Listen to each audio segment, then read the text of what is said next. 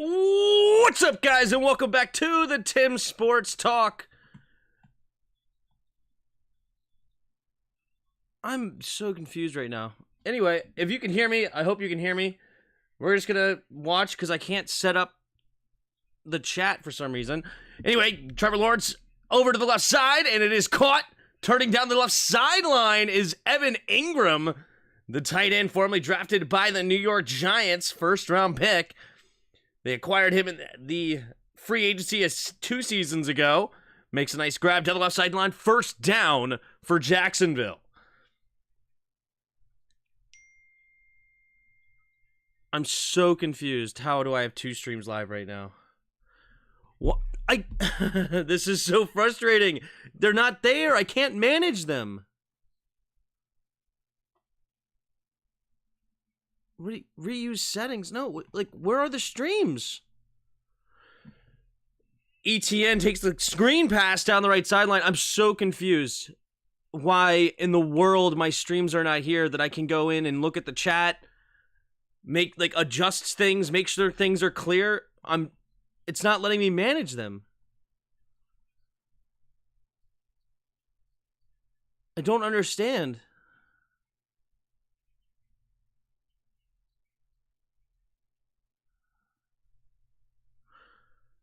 I'm on the right channel.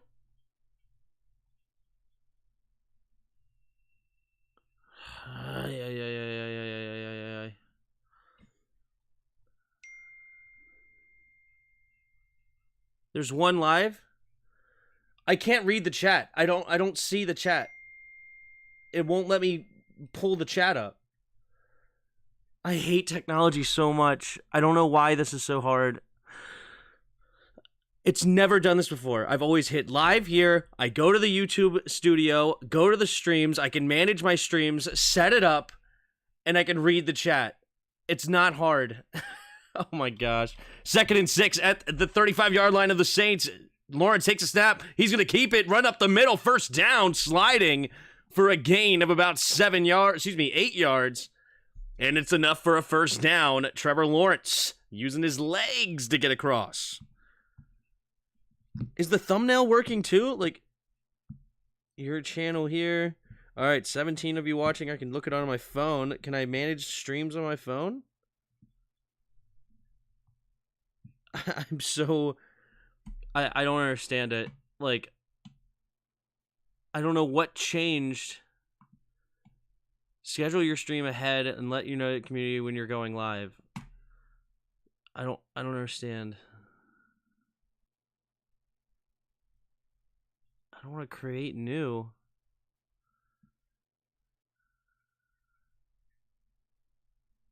I guess I have to look at the chat over here. Tim May, what's up, man?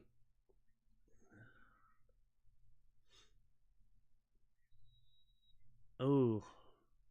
Did he hurt his arm? Jacksonville, a Saint player down. But anyway, all right, whatever. I'm really frustrated by that. I don't know what to do. Anyway, in the shotgun, 2 receivers to each side at the 26-yard line. 1st and 10. Takes a snap, play action, blitz coming. Has to get rid of it quickly and does, but incomplete. Looking for Ingram. Mafe on the coverage. All right, what do I do? Like, I can't create a poll now. Like, it's not showing the stream up on my YouTube studio.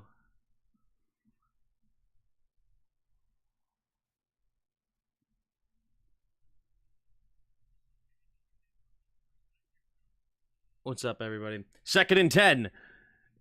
In the shotgun, 2 running backs in the backfield. Puts Ingram in motion. Now he's going to sling it out to him in the flat, and it's going to be a screen pass gain of about 4 on 2nd down. So 3rd and 6 coming up for Jacksonville. They're in field goal range currently.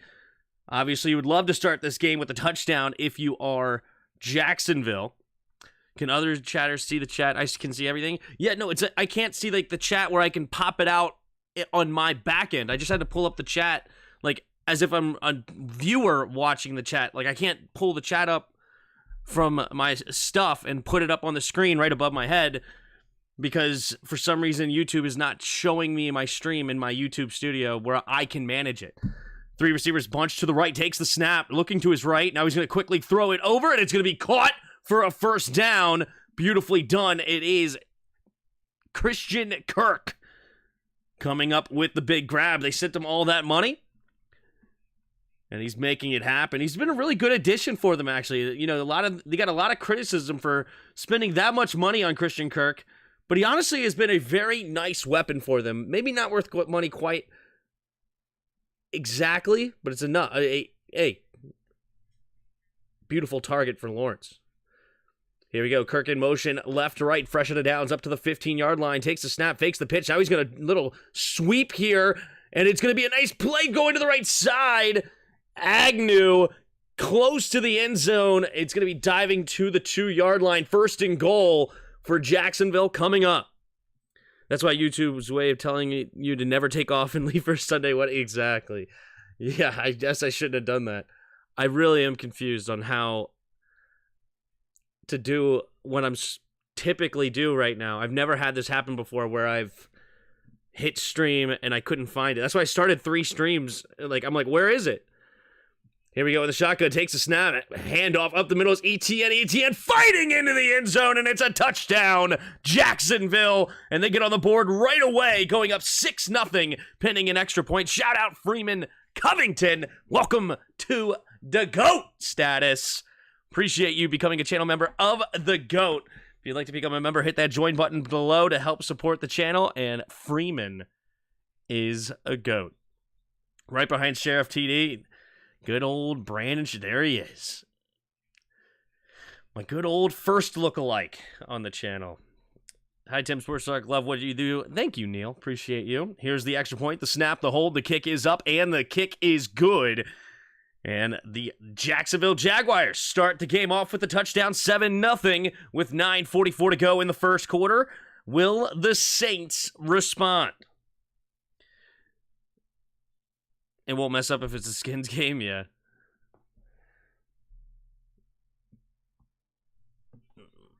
All right. Let's see if it finally came up maybe now. All right, I'm going to Google this. Why is my stream not showing up on YouTube Studio?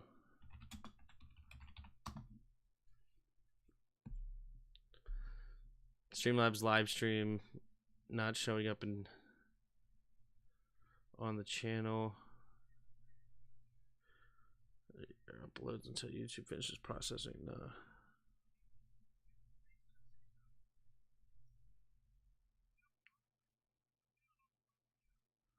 It's not showing up in my feed. In my feed.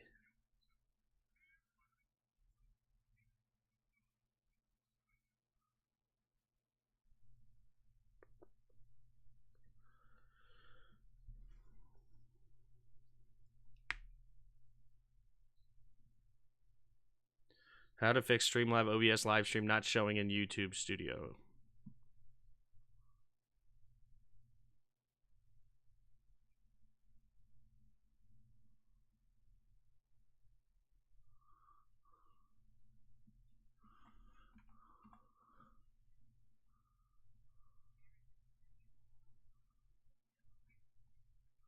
So, but it's weird because it's...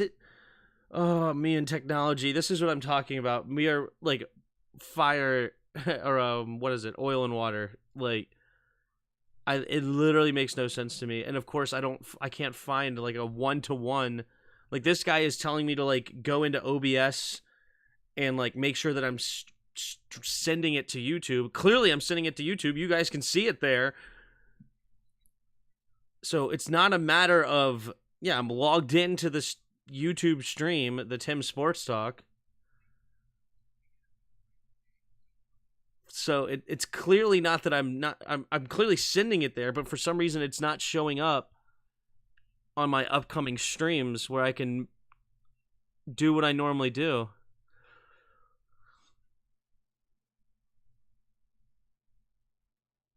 All right, anyway, we may just have to. I mean, we're going to have to do what we have to do, you know? It is what it is. is what it is. What's up, everybody? I'm just going to do this. All right, there's the kickoff, and it will be a touchback. Here comes Carr onto the field for the first time tonight at their own 25-yard line. Derek Carr. He's just been a game manager for them this year so far. He hasn't done too much. Statistically, that is. He also had an injury, but he's fighting through it. Here we go in the shotgun. Alvin Kamara to his right. And we have two receivers each way. Takes the snap, looking to pass right out of the gate, and he's going to throw it underneath, and it's going to be dropped by Alvin Kamara, not helping out his quarterback. A rare drop from the great running back there. What up, Coin? What up, Jordan? Did you see the DC defender signed Kelvin Harmon? I didn't, but good for Kelvin. Everyone was telling me not to bet on you guys to win versus the Giants. It's risky to bet on us. You don't know who's going to show up.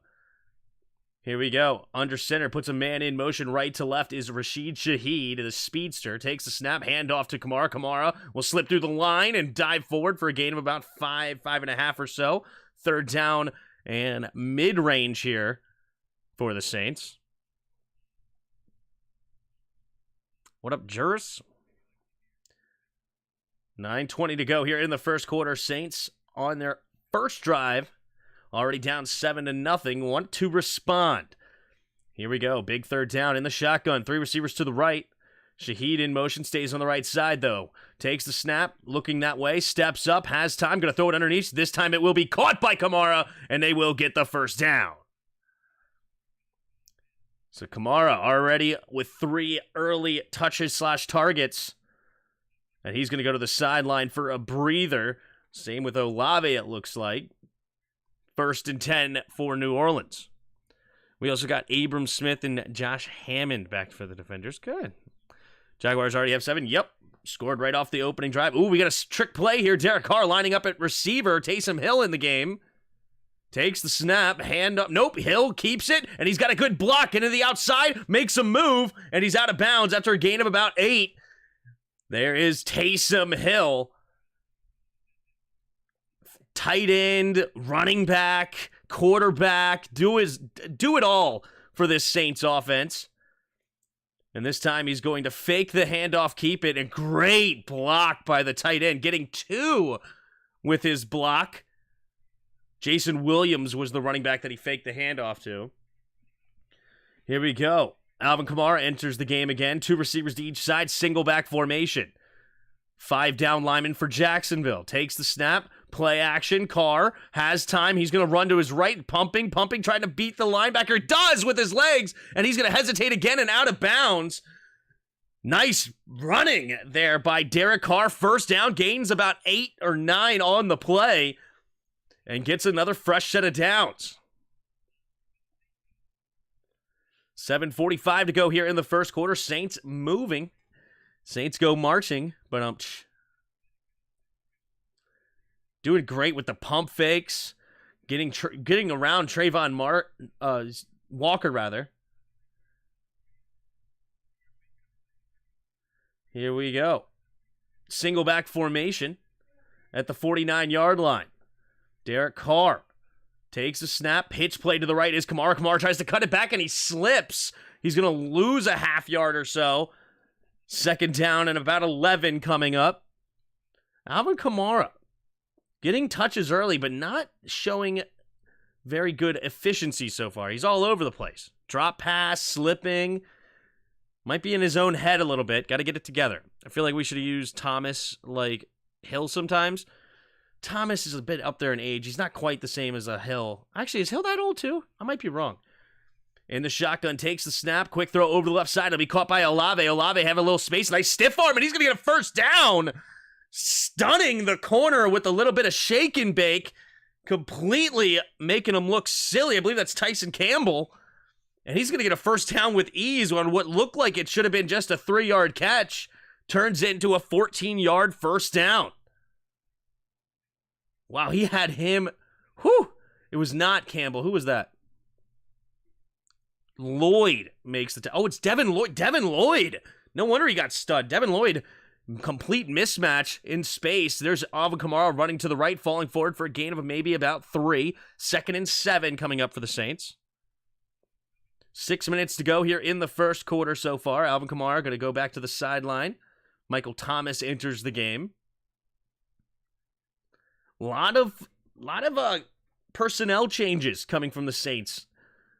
Definitely switching up, making Jacksonville's defensive coordinator constantly have to pay attention who's actually on the field. In the shotgun, 3 receivers to the left. Jason Williams in the backfield with Carr. Takes the snap, drops back to pass, pumping, going to throw it over the middle of the field, and incomplete. Good coverage there by Oluokun. Oluokun is how they pronounce it on there, I guess. But it's 3rd and 7. Olave was the intended target, thrown a little bit behind him, allowing Oluokun to get a hand in there. It's a pretty decent throw with anticipation, especially since Olave hesitated a little bit trying to find the opening in the zone, but could not quite connect. 3rd and 7. 2 receivers to each side. Derek Carr changing the play at the line here. Alvin Kamara in the backfield with him. Jacksonville. 4 down lineman takes a snap. Blitz coming. Pumping. Pressure coming, and he gets there. He does not get the sack, but he does get a hit on the quarterback, causing a bad throw. 4th and 7 for the Saints, and they may have to settle for a field goal here.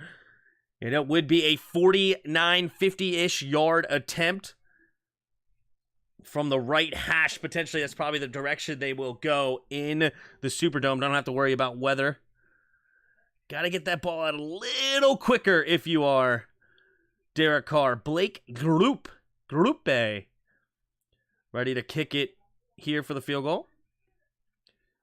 Rookie out of Notre Dame. He's 2 for 4 on field goals here. 51-yard attempt. Man, from the right hash.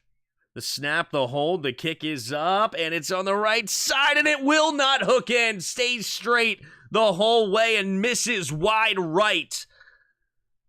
And it is going to stay 7-0 with Jacksonville. Fantastic field position here, already on their own 41. Big miss there. Opportunity for the Saints to get on the board. Yikes. Jacksonville in control so far early in this game. Anyway, what's up, everybody? In the chat, we're back to normal. A normal schedule again. Back here on Thursday Night Football. Unfortunately, it's with a little bit of confusion with my stream. I'm not sure what to do about it. But yeah, it's just not showing up on my channel. Very frustrating, to say the least. Very frustrating. So, 67 of you watching, though. Appreciate all of you being here. If you haven't already, hit the like button and the subscribe button. Like button especially helps out the channel. Ryan Fitzmagic. Do you have money on the game? I do this, so it's kind of like money, but not really. It's, here, I'll pull it up. It's an office football pool. So you pay real money to then gamble with fake money, but whoever has the most fake money at the end wins real money. So I haven't made a lot of bets this year. I'm only 2-0, but I'm sitting at 603. So you start with $500 shares. Everybody pitches in $25, so you can win like $300 or something like that at the end of the year. It's a family pool, so I'm having fun. But I did throw half my shares on Jacksonville tonight with the plus money line. So I need them to just win. I don't have a spread or anything. But I got plus money on my... So if I win this, I would become in first place. So that was my goal. But that's just early on. This is a all-season long event. So that's why I haven't made a lot of bets. You don't want to make bets early. Most of the time, it's very risky to make a lot of bets early. You don't know exactly where the teams are. I mean, you know, you could definitely have good runs. 10-5. My cousin, my aunt has 9-4-1. See, there's ways to do it. Don't get me wrong, but you know, you have people like this: 2 for 5, 15-1, 5-6, 1-5. Oh man, it's tough. So far, looking good on Jacksonville bet. Yep, so far so good. Technology is already too much for Tim. He ain't even old, dude. Who are you telling? Freeman, I got Jacksonville winning. So as do I. We're on the same page there, Freeman. Same page.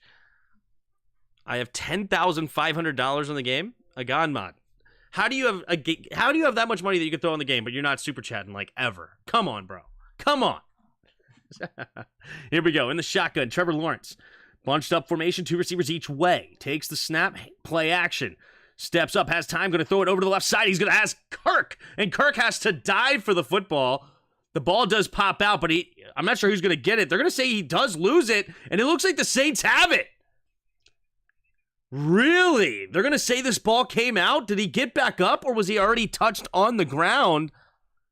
Wow. I don't believe it at the moment. I really don't. I have to imagine he was down, but I could be wrong. He's on the ground here. He does attempt to get up. When does he... He does punch the ball out! Paulson Adebo with a huge play! And it is the Saints football! Paulson Adebo punching it out right as he got his knees off the ground. No elbows either. And it is a Saints football. Great play by the second-year player. I believe Paulson Adebo was out of Stanford, but wow, what a play there. And that's a turnover from Jacksonville. And the Saints, after a missed field goal, get another opportunity here to get points on the board. Granderson with a good hustle as well to come up with it. Now they get the ball at their own 41. Kamara, the single back, takes the snap, handoff to the right side, runs into his own man, and he does bounce off of it to get back to the line of scrimmage, maybe a half yard or so. Alvin Kamara, not having the best game I've ever seen him have. Tim, what do you think about this staff for us next year? Adam Peters is assistant GM from San Francisco as our new GM. Ben Johnson as head coach. Brian Flores as DC. I love the head coach Brian Flores combo. I do love that. I don't know much about the Adam Peters GM, but I do know they're one of the deepest teams in the league, so if he has a lot to do with that draft, I like it. Takes a snap, play action. Carr steps up, throws underneath. It'll be caught by Olave. Olave will make the grab for a gain of about 4. So 3rd down and 6 coming up for the Saints. Devin Lloyd on the tackle. Second-year player out of Utah, for first-round pick for Jacksonville. He was one of 2 first-round picks a year ago with Walker as well, number 1 overall, and then I believe he was about number 21, 22 also they had that year. Derek Carr in the shotgun. 2 receivers each way. Takes the snap, drops back to pass. Carr, pressure coming, does slip by it, and overthrows his intended target. And that'll bring up 4th down, and the Saints will have to punt. So the turnover does not turn into points, but it does flip the field for them. They have a chance to pin them back deep. But good defense there by Jacksonville, not allowing the turnover to turn into points. He was looking for Rashid Shaheed. I heard a stat today. Jared Goff, for more than half the season, he's been in the league. Hold on, I'll finish that. Here's the punt. And it's they run into each other! And the Saints have it! Another turnover from Jacksonville!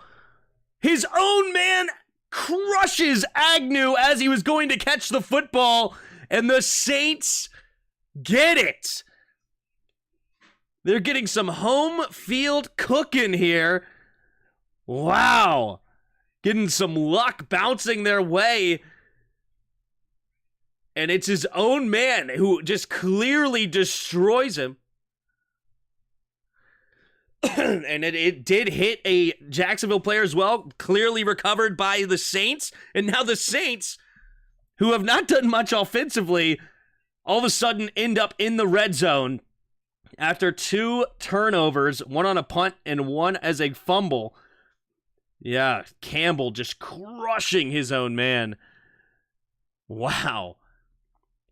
Yikes. Anyway, to finish reading your comments. So for half the seasons he's been in the league, his offense has been in the top 5. That's incredible. He deserves credit as the QB.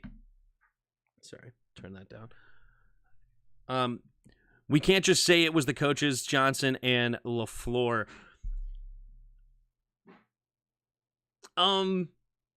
That's fair. That is fair. I see what you're saying.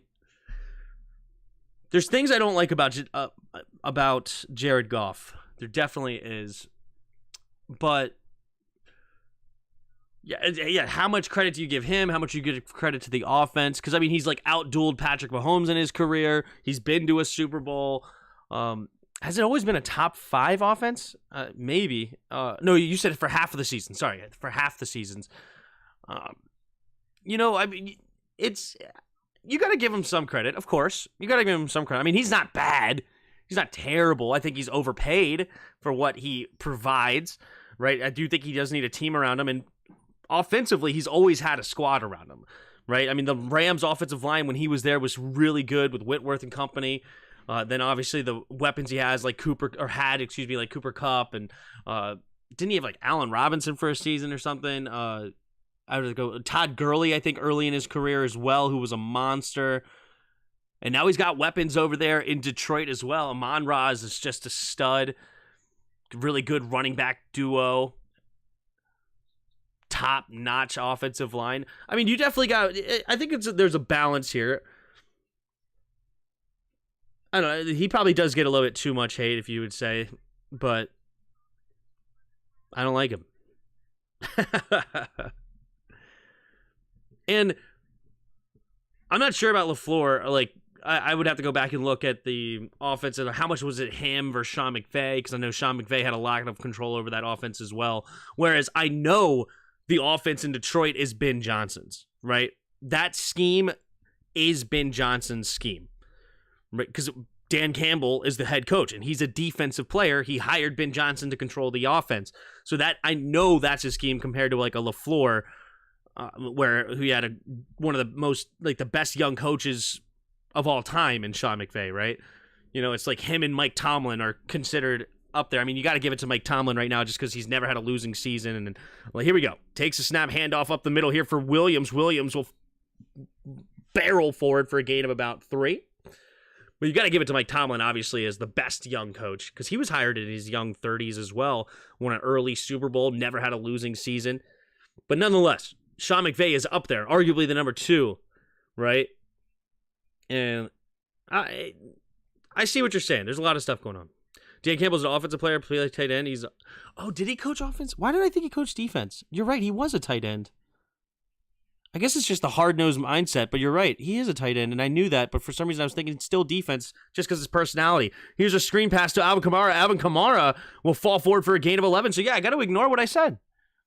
I'm an idiot. I knew he was a tight end. Because I remember them asking about, like, yeah, you have a different mindset. And I still, it's funny. You just have your biases, right? Because that was definitely one of mine, 100%. Because I'm just thinking here, this is Dan Campbell as the defensive coordinator. Because he's just, I guess also because his initials are DC as well. DCHC, the head coach of Dan Campbell. That's so funny. It's weird that yeah, I guess so. Takes a snap, handoff up the middle here for Alvin Kamara. Alvin Kamara will head forward for a gain of 1. So, yeah, you don't know if it's Ben Johnson's offense then. I guess that's fair. It could be Dan Campbell's offense, which also would make sense because he's a hard-nosed dude, loves that offensive line. Lot of running, commits to that. David Montgomery and Jason Williams last year led the league in touchdowns. I love the scheme. Crap, maybe it's not Ben Johnson. That's fair. I don't think it's because he's big. I think it's more of just like the personality. Like, I'm going to bite your knees off, Here we go, under center. Takes the snap, looking to throw. Has plenty of time. Great protection. He's going to roll to his right. Still nobody within 5 yards. Floats it to the back of the end zone. One-hand grab! Incomplete, really? That looked good. Hold on, we got to look at this again. He one-hand grabs this thing, but does he not get both feet in bounds? There's the one-hand grab. Bang. 1. Oh, he could not get that right foot quite in bounds. Oh. It came down but landed on top of the other foot. It did not hit in the end zone. Rashid Shaheed, the speedster, had to go up. One-hand grab. Could not get in bounds. Two receivers to each side. Takes the snap. Carr looking, going to the left side, and looking for Michael Thomas. Great coverage by Brown, knocking it away, and now it'll be 4th down, and the Saints will have to settle for a field goal. How about a Lions guy for GM? I do not want Lions guys at all. I hate anybody that drafts a first-round running back. Anybody that drafts a first-round running back is off my board. I don't care how good Jahmyr Gibbs ever becomes. You do not draft a first-round running back. I want a GM from the Eagles. That's who I want. Anybody who shares the philosophy of the Eagles GM, that's who I want. From the left hash, we have the snap, the hold, the kick is up, and the kick is good. So the Saints do it the hard way, but do end up with the field goal. A missed field goal and 2 turnovers later, they do get 3. So Jacksonville up 7-3 now with 1:26 to go in the first quarter. And Trevor Lawrence will get another chance with the ball.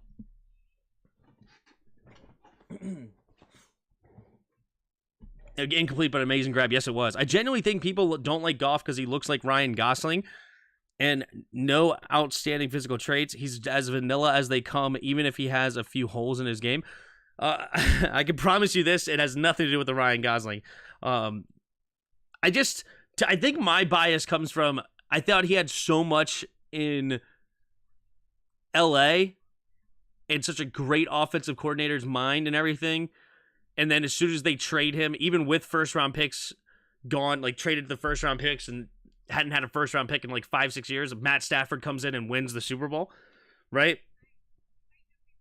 And so it's all relative too, because it's to me, Jared Goff is in the exact same boat as Kirk Cousins, right? They are not bad, right? And by no stretch of the imagination do I ever think Jared Goff is a bad quarterback. I would like Jared Goff as the quarterback, but for half the price that he's price tag. He should never be in the top 5 or even top 10 highest paid quarterbacks, in my opinion, right? Same thing with Kirk. I don't think you should pay that much money to a Kirk. Why? I think you need to build a whole team around them, and you have a chance to win the Super Bowl. If they were guys similar to like a Tom Brady, where he took pay cuts and he made sure that the roster was built around him and did the right thing, they could be a similar guy to a Tom Brady, right? They also, because they have to have the winner's mindset, which I don't think they have. And it's all about the team, and it's harsh. It's being really harsh to these guys. I can acknowledge that. It's all fine details, because obviously, like, I don't think that they're bad quarterbacks, except for relative to how much they're paid. There are market forces. You have to pay those guys. That's fine. I disagree. I totally disagree. You know, I really do. But because do you have to? I don't think so. Like, I would love to have tried to trade them away to get pieces added and then continue to build and then try to get a young quarterback on a rookie deal. But yeah, 84 watching, but only 6 likes on the stream. Let's get those up. Yeah, you have to refresh for sure. But thank you for calling it out.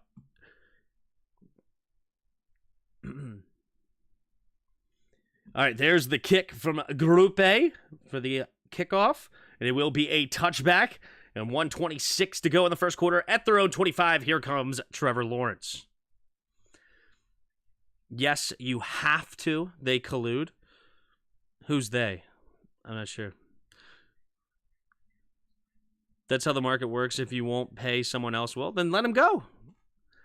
Get that compensatory pick, or send a trade if somebody else is really desperate for that kind of stuff. Go draft yourself a nice young quarterback, build the complete roster, and go from there. Here we go. In the shotgun, takes a snap, play action, handoff up the middle. Here's ETN. ETN falls forward for a gain of 5. And it will bring up 2nd and 5 here for Jacksonville. Agents, players, lawyers, they collude. I'm not sure what you mean.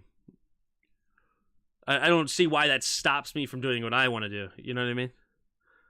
I see where you're coming from. I just think Goff has been overhated, and written off since the Super Bowl run. Probably overhated. But it's because of the contract. 2nd and 5 in the shotgun. Lawrence puts a man in motion. Now takes a snap. Handoff up the middle here. And falling forward is a gain of about 3. It was a 3rd-round pick out of Auburn. Tank Bigsby gets the carry for a gain of about 2, sets up 3rd and 3 here for Jacksonville.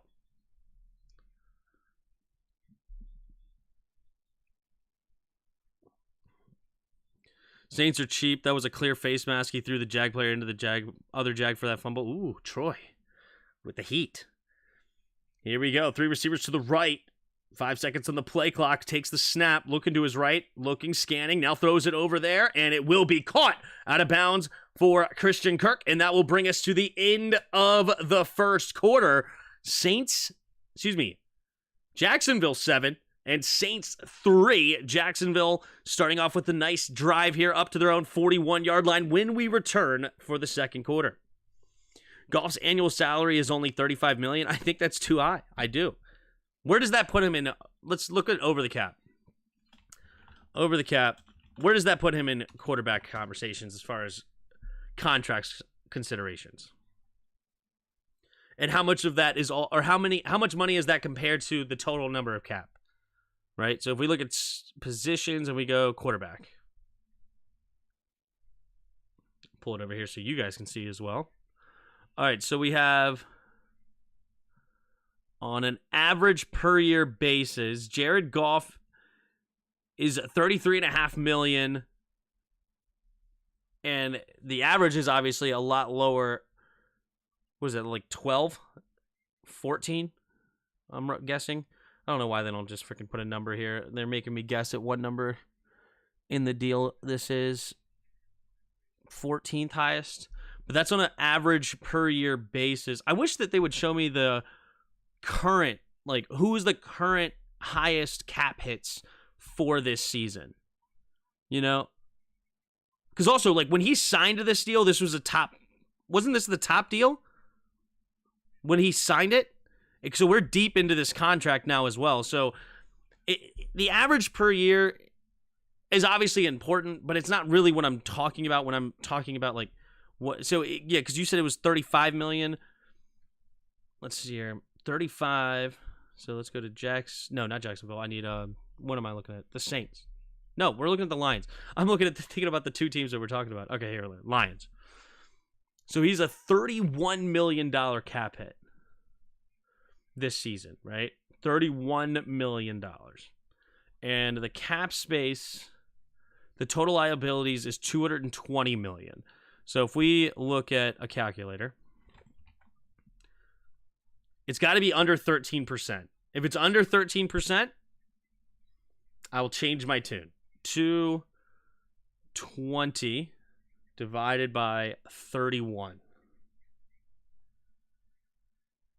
Other way around. No, wait. It's the other way around. Sorry. 31 divided by 220.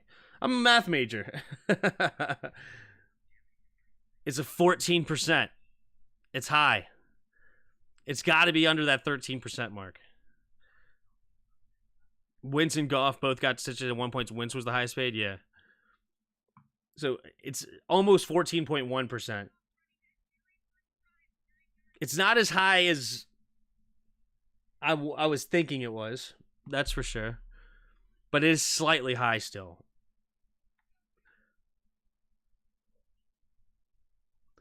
Like, even if this was...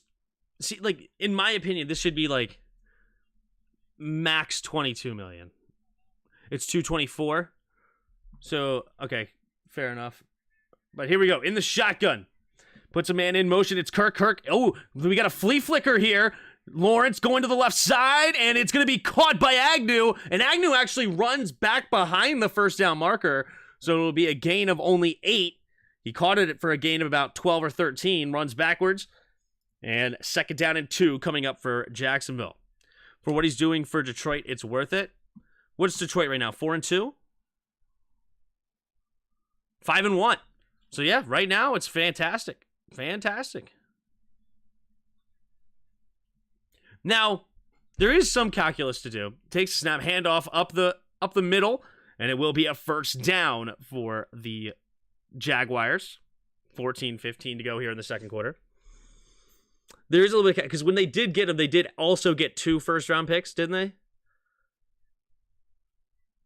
There's that calculus as well. So it's a little bit high on the contract, but you have 2 extra first-round picks to go with it. I agree. It's not egregious. It's not egregious right now. I bet it was higher last year than what he was on average, but I could be wrong too. Here we go. 3 receivers to the right. Takes a snap, drops back to pass. Lawrence, he's going to keep it. Running to his left side, he's got room to run, and he'll get a first down and more down the left sideline, out of bounds, past the 30, but there is a flag and maybe in the area of a hold. No, it doesn't. 14% for a former NFC Championship and #1 pick. 31 mil is a deal. And he's about to win the MVP and go deep in the playoffs. Fair enough. He'll win MVP if Tua regresses. I don't think he's going to win MVP. Jameson Williams was because of the Goff trade. Yeah, James Williams off the Rams Goff trade. Yep. That hasn't paid off yet. But yeah, 5-1. And they beat a team like the Chiefs. Like, they're not playing cupcakes. And who knows, maybe Goff will prove me wrong. And it's not egregious. I do agree with that. It's not like they're paying him, 16, 17% of the stuff. Here we go. Under center is Lawrence. Kirk goes in motion, fakes the jet sweep. Now pitch play for ETN. ETN trying to hit the edge and will, and he's going to get into the end zone. Yes, he does. And Jacksonville goes up 13-3, pending an extra point. Beautifully executed fake jet sweep pitch play to the left.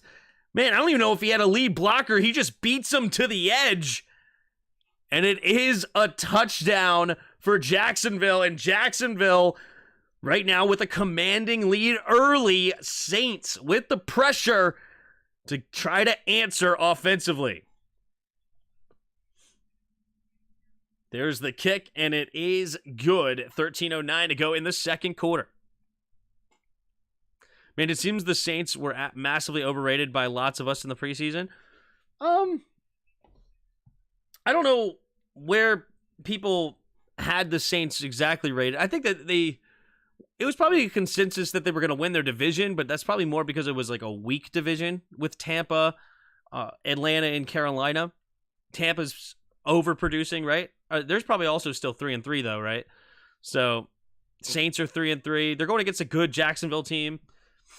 I mean, yeah, I don't know exactly where I had them. I did have them winning the division. And they are a strong team. They got a good defense.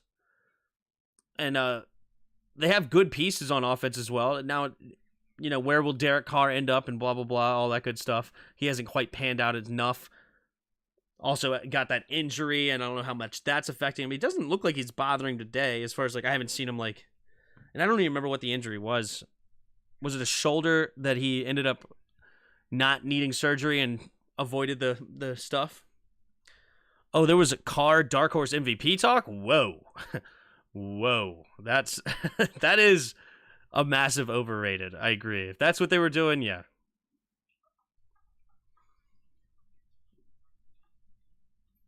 Think the Bucks are going to win the South? Very could. Bucks could be leading the division after Sunday.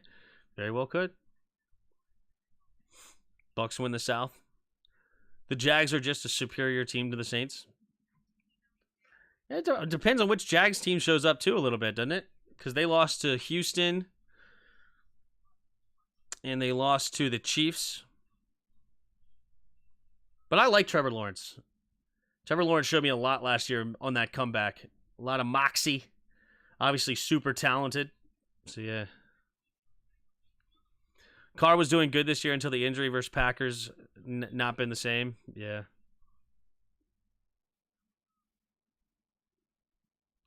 Travis Etienne is such a dog. Yes, he is. Travis Etienne is a dog. Man, I wish for his sake that he stayed healthy. It sucks that he got hurt before his even rookie season got started. Then he had another injury as well. This is his third year, right? He hasn't really had a chance to explode as a first-round pick out of Clemson. Now this year, he's finally healthy, it seems, and he's really killing it this year. I think he's like a top 5 fantasy running back right now. So that's awesome.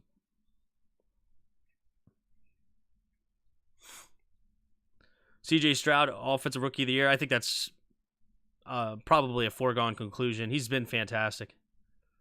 Houston is good this year. Houston has been pretty good. I love the coaching decision with the. It was risky taking a young coach out of San Francisco with all that talent, but that's paid off, and he seems to be doing a great job. And I think he got somebody from that Kyle Shanahan scheme. Gotta love that. And then they went ahead and got their guy, C.J. Stroud, who I was a hater of. I'm not gonna lie. I mean, I didn't do like a deep dive into the film or anything, but I watched that Notre Dame game early in the year, and I just thought this guy's overrated. Didn't like him. And he's proven me wrong. So good for him. So happy I traded for ETN. I'm a great GM. And you make moves, dude. You made moves. 3 receivers to the right. In the shotgun play action. Turning it over to the right side. And it will be caught. It looks like it's Shaheed making the grab. Rashid Shaheed makes his first catch of the game. Gains about 5 on the play. 2nd down and 5 coming up. Loved the Bobby Slowick signing. You were right. Was that who it is? Did they hire Slowick for Houston? That's awesome. Yeah, Jarris was on the Slowick train early. Here we go. In the shotgun, 2 receivers to each side. Takes the snap. Looking to throw. Pumping. Now throws it over to the right side. Has his man. It is going to be the tight end. Foster Moreau, former Raider, coming over there with Derek Carr to the Saints, and he makes the catch. 1st down, gains about 10 on the play. Called it in the Discord. I said he was the best rookie QB this season. Good. And so far, so true. Nice. Right to left motion, takes a snap, handoff to Williams. Williams makes the first guy miss and dives ahead for a gain of 4 up to the 48-yard line of Jacksonville. 2nd down and 6 coming up. I read that C.J. Stroud has been taking snaps under center since middle school. Stroud has excellent footwork. Good. He didn't show it against that Notre Dame game when I watched that. I was super disappointed in him.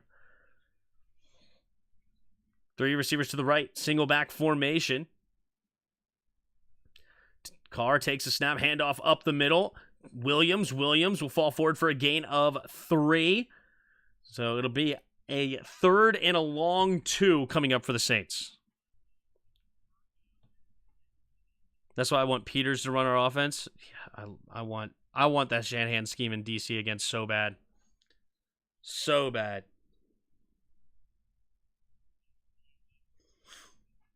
Carr in the shotgun. 2 receivers to each side. Try to get him to jump off sides. Doesn't work. Reset. 10 seconds on the play clock. Changing the play at the line. Kamara in the backfield with him. Switches sides. 4 seconds on the play clock. Got to get set and does. Takes the snap. Blitz coming. Looking, scanning, going to the left side. And Michael Thomas, the intended target, but great coverage by Williams. Nearly intercepted. Cisco diving for it. But great coverage, bringing up 4th down here for the Saints. 10:47 to go in the 2nd quarter. Their offense is like the Steelers' lack of creativity. I'm talking about the Saints. Oh, they're going to go for it here on 4th down. They hurry up to the line. 3 receivers bunch to the left. Takes the snap. They are going for it. Scanning, has time, has to get rid of it over to the left side, and it's going to be deflected, and it's a turnover on downs, but there is a flag.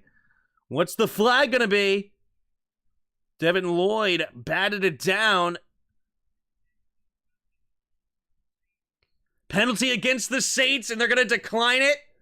Pass interference. Offense. Michael Thomas. Penalties declined, and it's a turnover on downs. Jacksonville gets it back. 14-3. Refs keeping these guys in the game. Mike and Kyle were awesome. Yep. Michael Thomas is done. He had a good game the other day, didn't he? He's obviously not what he once was, that's for sure.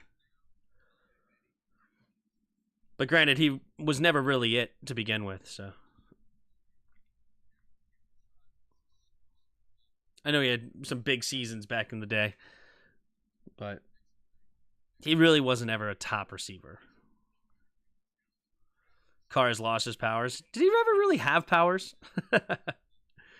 Caleb Williams also looked bad versus Notre Dame. The last 3 years, Notre Dame has had a top 10 defense. Fair. That's fair. Kikosio. Shout out Kikosio. Car sucks. Where's your hero, Olave? Who's hero? I've not heard anything about Olave. Yeah, I think he has only 1 catch so far.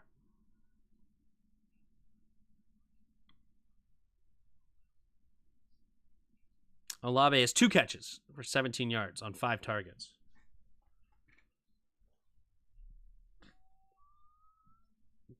Olave was wide open. That's sad. Yeah, the reason he was open is because the offensive pass interference, though. Kyle's zone scheme, running scheme was fire. It is fire. It's not like his flaws have only gotten worse. It's his qualities have diminished. Gotcha.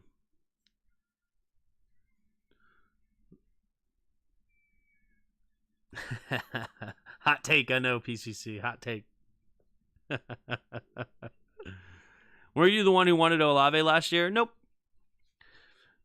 No, I always said I loved the trade back, hated the pick at 16.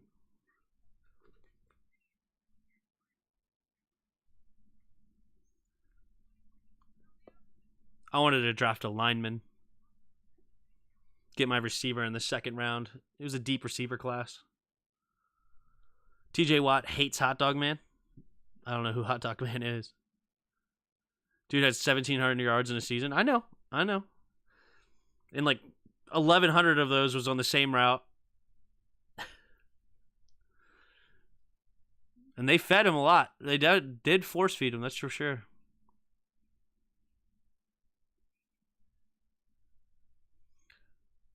Oh, I'm sorry. I think I got you confused. No worries, dude. You're good. Here we go. In the shotgun. Handoff up the middle. And no gain here for ETN. Good defense there by the Saints. Standing them up. All right, a little hype there. A little overhype. All right, calm down, dude. Calm down. He also had a 1,400-yard season. I know. Slant boy at his finest. Yep, exactly. Good old slant boy. Statistically, obviously, he was a top tier receiver. Statistically, true. 2nd and 10.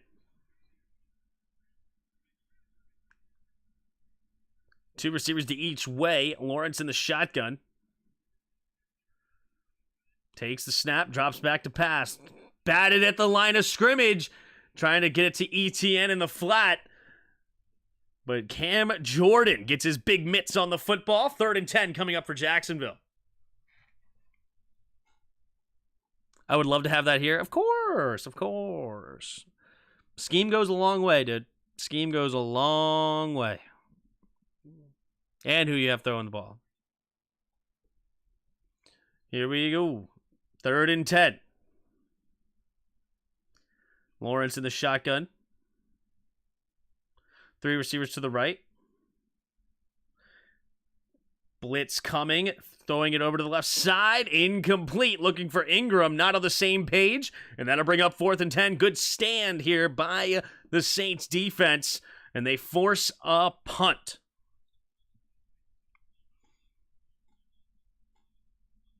Michael Thomas will be in the Titans in 2 years, like all the great receivers. Yeah, Julio Jones, DeAndre Hopkins now. Yeah. Here comes the punt from Cook.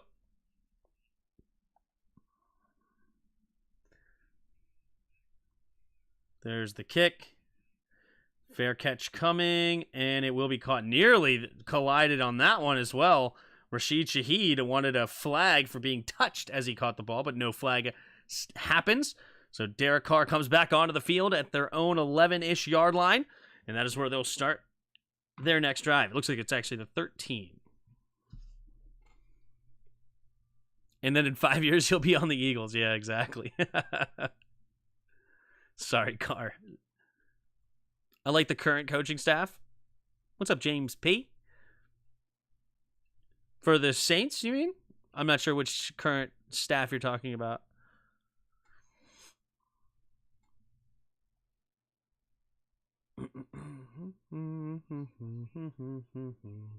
Breaking the reception record, but not TD or yards. Yeah.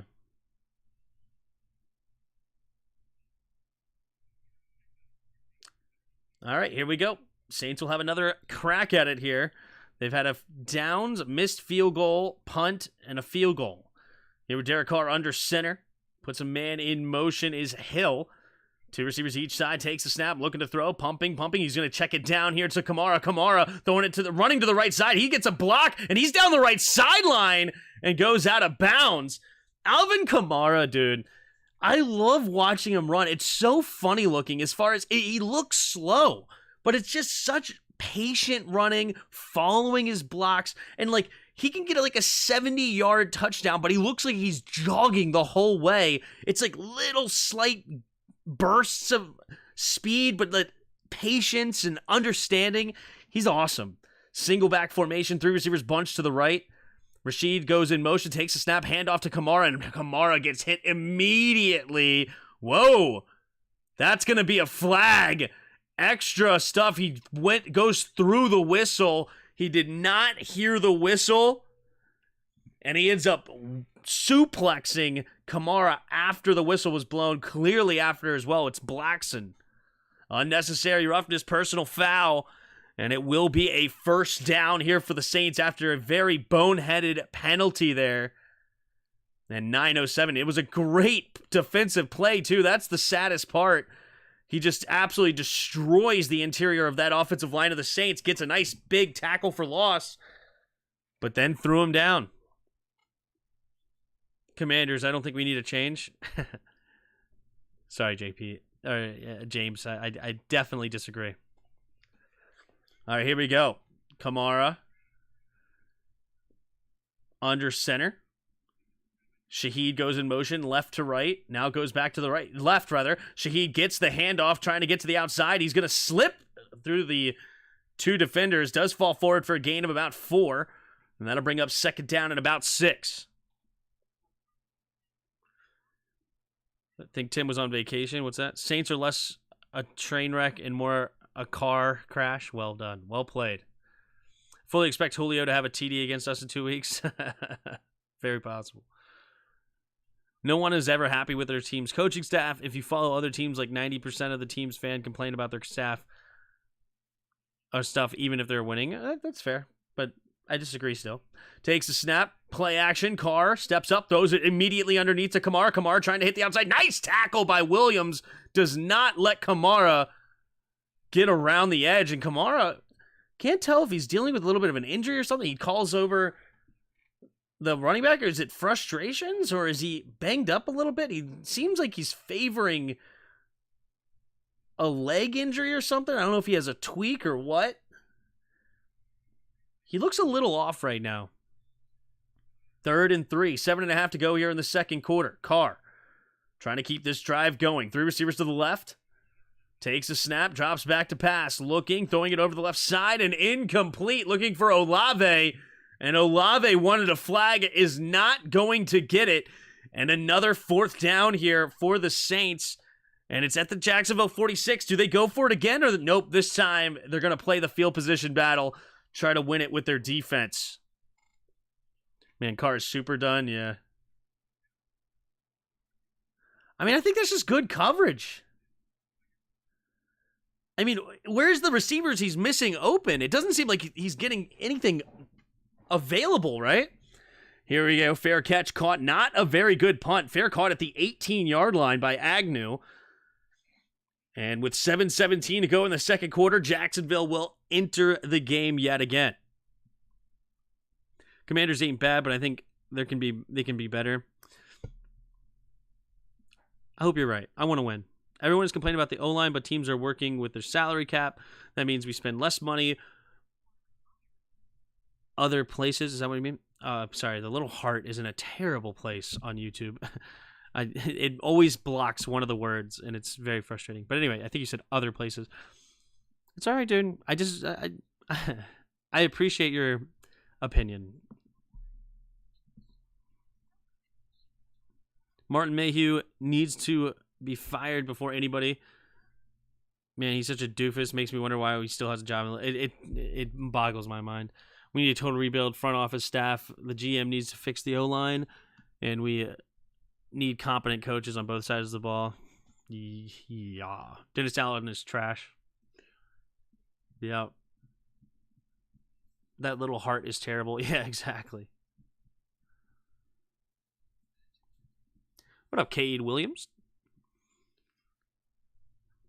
I know Dennis Allen was their defensive coordinator. And defensively, they've been pretty solid this year. Hasn't quite been the same on offense, so it doesn't seem like he hired the right offensive coordinator to really work with the Saints, which is unfortunate. But coaching is so important. It boggles my mind. You know, it's supposed to be a copycat league, right? And it's supposed to be, you know, when something works, you do that.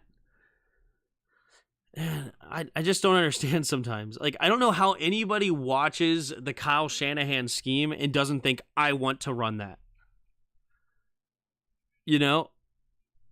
Unless you have... But, I mean, my point is, even if you do have a guy like Patrick Mahomes, you run that scheme and things only get better.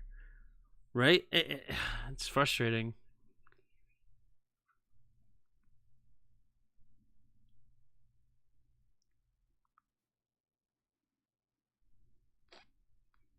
Our fans rooting and panicking against our team every week makes me want to delete it. I've always rooted for Carr. It's kind of sad to see how his career is turning out. Yeah, he just never had like the arm strength to really be in that top echelon of quarterbacks. He's had some good years over there in Oakland/Las Vegas, but yeah.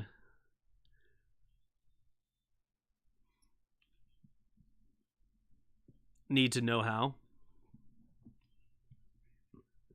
1st and 10. In the shotgun is Lawrence. Evan Ingram goes in motion right to left. 3 receivers bunch to the left. Puts ETN in motion, takes a snap. He's going to swing it out to him. Follows his blocks. He's got room to run, and he's going to slip and trip on his own after a 7-yard gain. 2nd and 7 coming up here for Jacksonville.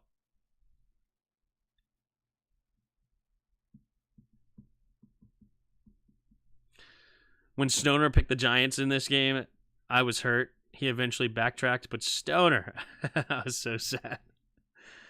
Yeah, I can't pick the Giants in this game. I mean,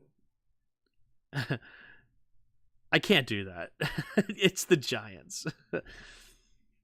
Here we go. In the shotgun, takes the snap, handoff to the right side, bouncing it up, turning it upfield, and no gain for Tank Bigsby. 3rd down and 3 coming up for the Saints. Nice tackle there by Demario Davis. Don't get me wrong, though. I don't think the Giants have zero chance against us. You never know what team we're going to show up with. But, yeah. I would not pick the Giants to win this game, though. No shot.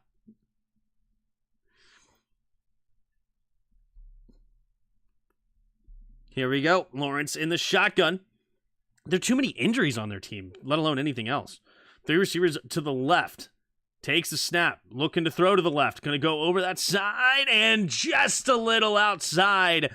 Agnew diving for it, but could not get a hand on it. And now 4th down here for Jacksonville, and they're going to be forced to punt. Saints defense staying true, trying to keep their team in this game. They've got a couple of turnovers. Well, sorry, they got 1 turnover. The other one was on special teams. Really good route there by Agnew, just a little too high from Lawrence. There's the kick. And fair catch. Oh, he's going to get hit, and that's a flag. And now the Saints will have fantastic field position here.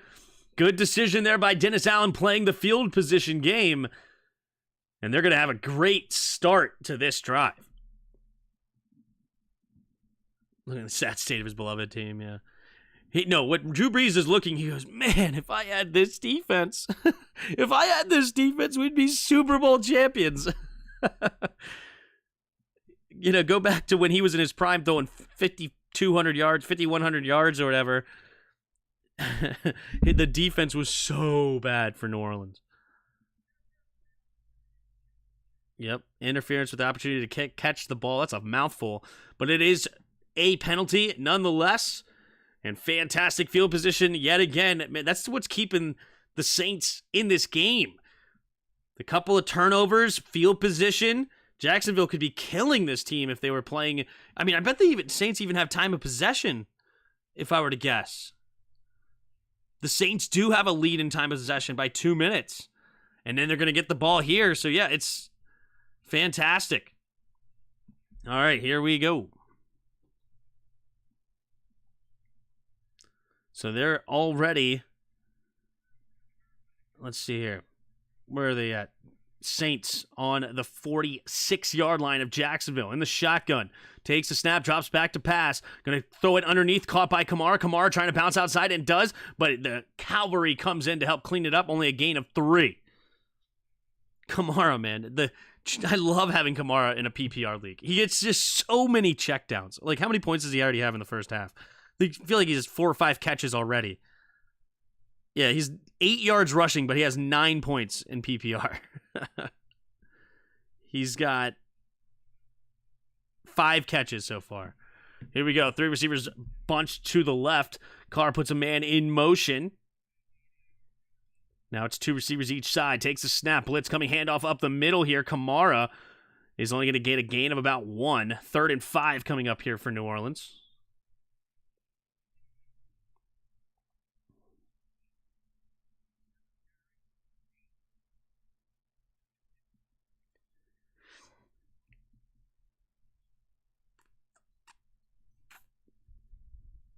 Brian Gain for GM. I know nothing about him. He's on the Bills? I don't know about that. Carr in the shotgun. 3 receivers to the right. Changing the play at the line here. 6 seconds on the play clock. Big 3rd down. Takes the snap. Drops back. Looking. Steps up. Going to throw it again underneath to Kamara. And Kamara with another grab. Gets a gain of 3, but short of the first down. 4th and 3. Saints fans upset. There was pressure all around him. He had to just get rid of the ball. He does give him an opportunity for a 4th down and 3 instead of a 4th and 6. Or taking a sack there. So he did get rid of the ball well. 3 receivers to the left. Up to the 39-yard line. They're going to go for it on 4th. Here we go. Derek Carr. Crowd is loud right now. Yeah, your offense on the field. Shut your mouths. Takes the snap. Drops back. Looking. Going over to the right side. Caught by Kamara. 1st down. And a few more. And he's going out of bounds at about the 22-yard line. Big grab there by Kamara. And 1st down. Saints keeping the drive alive. The Saints believe throwing downfield is against the law. Yeah, well, Carr doesn't have a big arm. He really doesn't. They do have the receivers to throw deep. That's another sad part. Rashid is a stud with the speed. Olave's no slouch with speed either. He's a sub 4.4 guy. Here we go. Takes a snap. Handoff to the left side is Williams. Williams up the middle for a gain of 1. And he's up to the 21-yard line. 2nd and 9 coming up for the Saints. Out, fellas. Got to be in Kansas City in the morning. HTTR.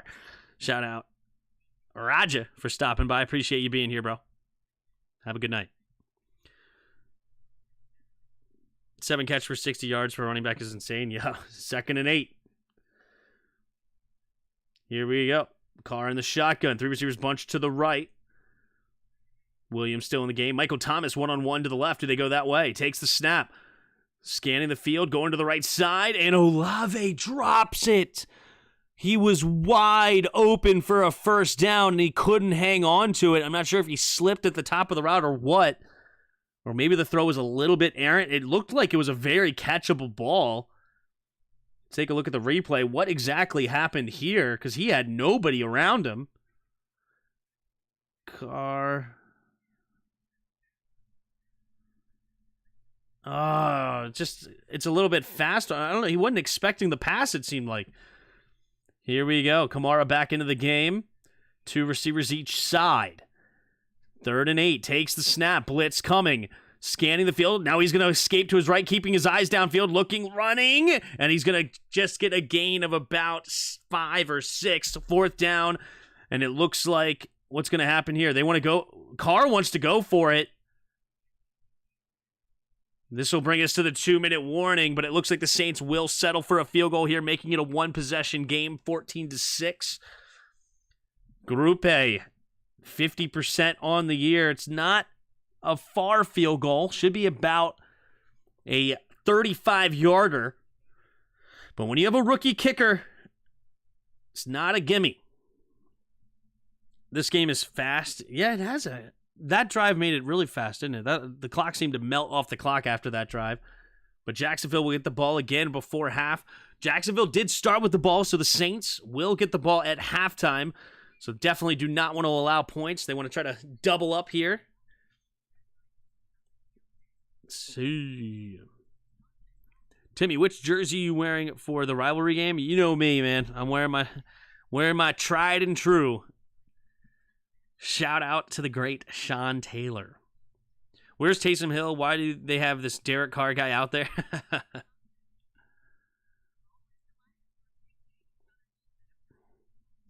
Yep, Alvin Kamara, give me a nice 15 points in the first half. Love to see it. 7 catches, 60 yards. There's your 13. And then 8 yards. We also get, it's a point-heavy league, so I do also get 0.2 points every time he runs the ball. So he has 7 carries, so that's 1.4 points. But in standard PPR leagues, he'd be what? 13.8 points in the first half. Solid. Please pass to Shaheed. Yeah, I have Shaheed on my fantasy team as well. I was definitely hoping that he caught that touchdown.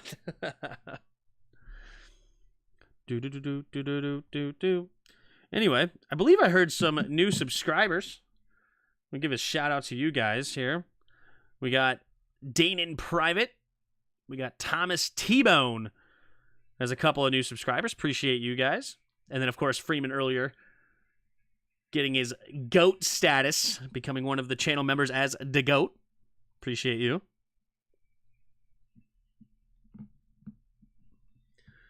Jax win 1. What up, Roger? Got a Twitter post for at halftime. Sweet. We'll look at those a little bit. We'll play a little Weddle. Play a little bit of, what's the other one that we like to play? Maybe Global. We'll see. Or maybe we'll go for the Immaculate Grid. Who's the Saints OC asking for a friend? Yeah, I used to know this answer. Now I'm going to have to Google it because I don't remember. It's Pete Carmichael. Pete Carmichael. BK. All right, here comes the kick. Attempt here from Group A. 35-yarder from the right hash. Here we go. We have the snap, the hold, the kick is up, and the kick is right down the middle. No doubter. And it's 14-6 with 1:57 to go in the second quarter. Jacksonville will get another crack at it. Just puke under Carmichael. Roger here, what up? I'll just stop wearing my jersey because we always get blown out when I do. Us sports fans, the most superstitious bunch. The sports fan. To all Dallas fans, I hear. You're a Dallas fan. What's up, dude?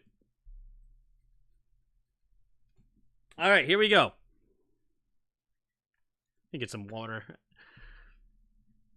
Get some water at halftime. All right, 1:57 to go. Let's see if Jacksonville can't add to their lead. Or maybe the Saints can get another turnover. Let's take a look. There's the kick. High flying kick. Had an opportunity to return, but will not. Lets it hit the end zone. So at the 25-yard line, let's see what they got.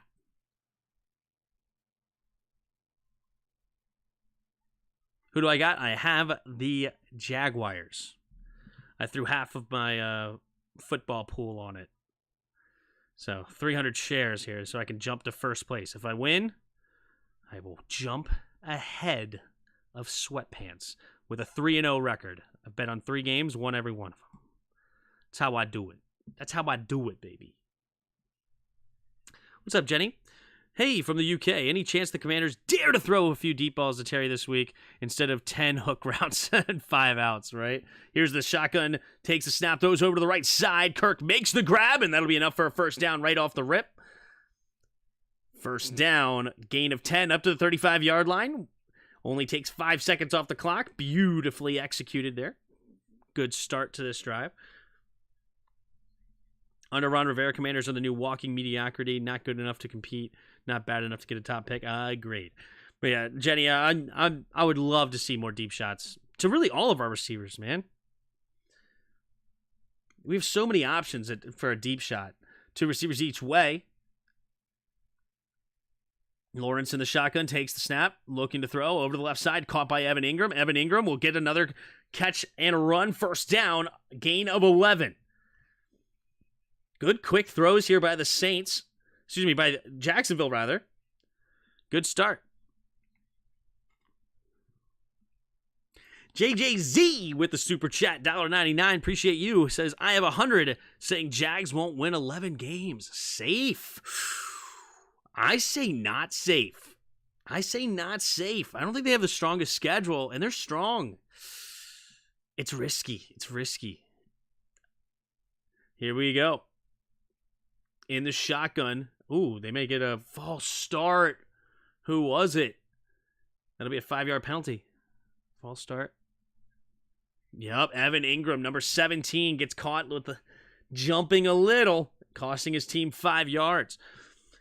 But yeah, $100 saying Jags won't win 11 games. I mean, over under 10.5, having a 10-7 record, I wouldn't say safe. I think you have a 50-50 shot right now. It's early. They're about to get their 5th win, potentially.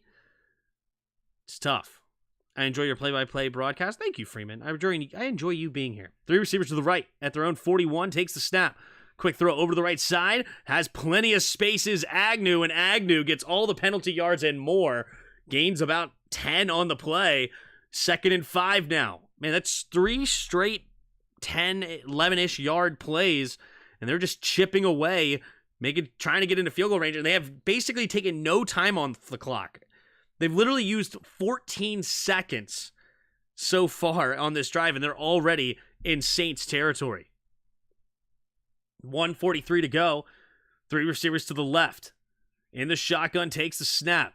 Pumping, rolling to his right. Pumping, and he's going to get batted down at the line, and I'll bring up 3rd and 4. Incomplete. Cam Jordan gets a hand on it.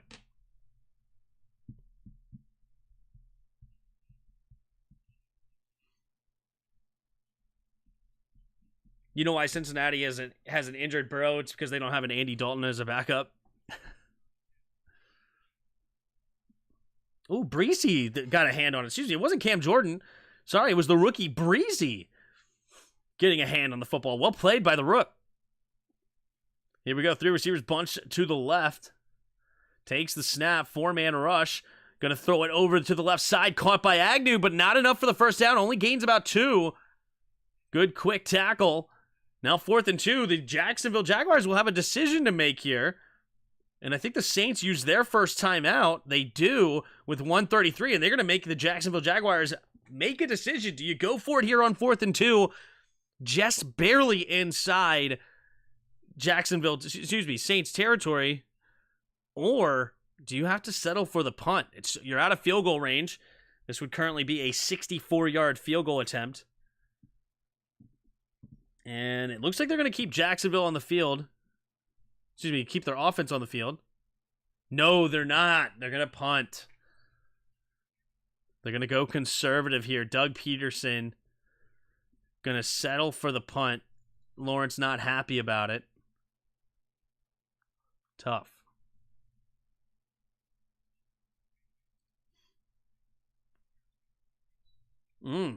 Anton Harrison could have been a holding call there, but no call such made. All right, here's the kick from Cook. Oh, he fakes it! Running to the left side, and he gets it! The lefty punter throwing it for a first down. And I almost said, man, not going for it here does not seem like a Doug Peterson move. I was actually quite confused. Tim is 10 minutes behind. I'm 10 minutes behind for what? But wow, left-handed throw, first down, gutsy call. And I was actually surprised that Peterson wasn't going for it. And it makes complete sense what just happened. Takes the snap, Lawrence scanning the field, throws it over the middle, and diving ahead is Ingram. And you know what's funny is Lawrence sold it also. There was some actual, I don't know how much the Saints were paying attention to his body language of frustration that they weren't going for it. But,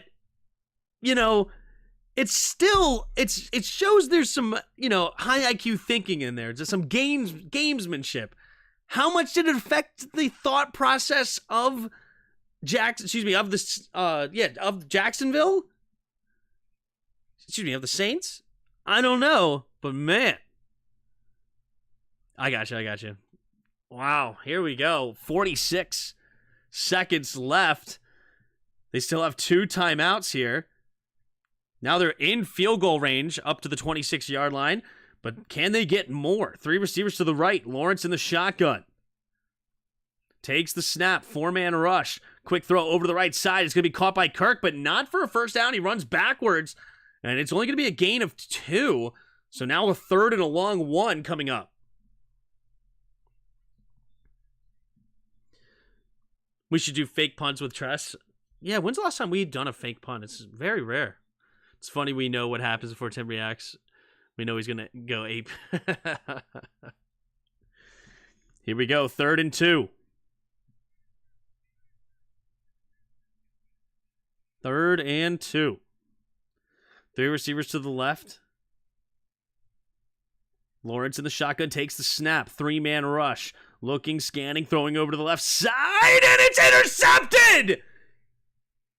Intercepted by Marshawn Lattimore! Wow! And instead, it basically turns into the punt that they didn't do. But what a jump on the football by Lattimore, running the route for the receiver, Agnew. And he gets the interception. Lattimore, one of the best to do it. Wow, what coverage.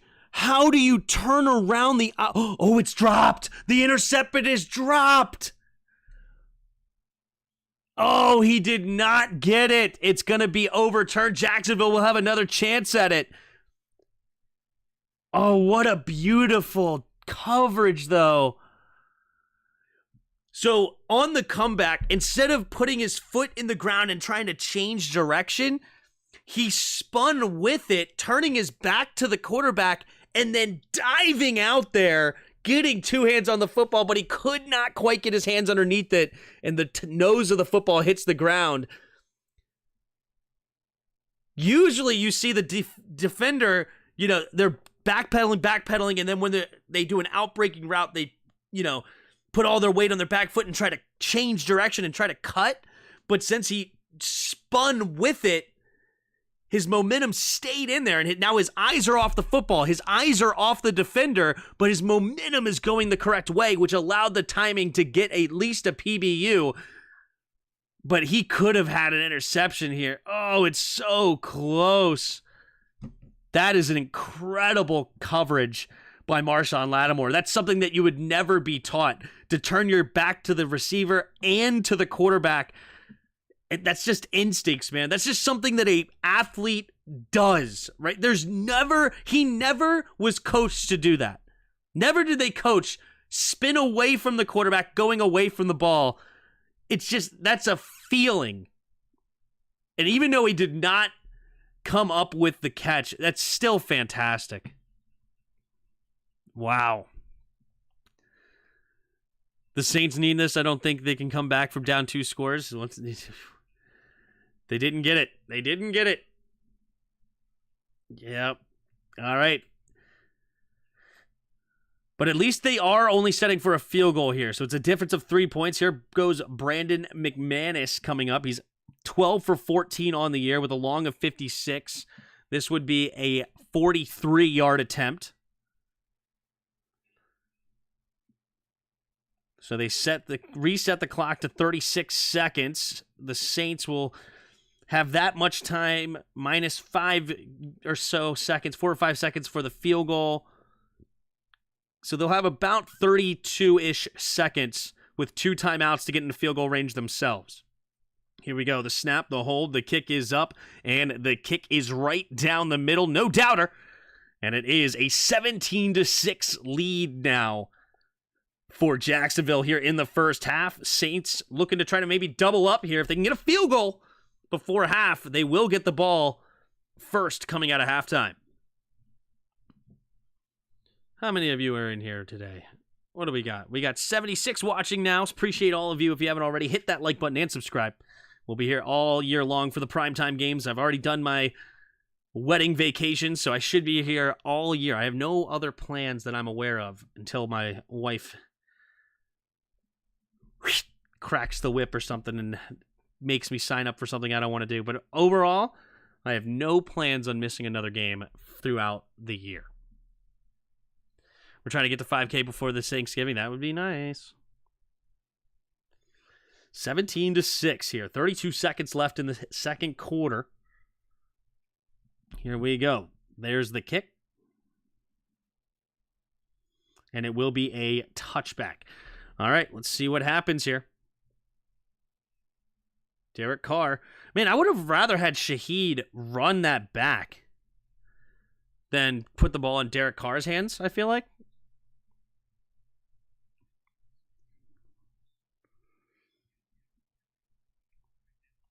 All right, 1st and 10. You doing the Thanksgiving games? That is up in the air. In the shotgun. 2 receivers to each side. Takes the snap, drops back. Looking, steps up, and pressure coming. He fumbles, and it's going to be picked up by a lineman, and he's going to run forward, but I don't think a lineman can advance because I do believe the ball fumbled forward. The clock is rolling here.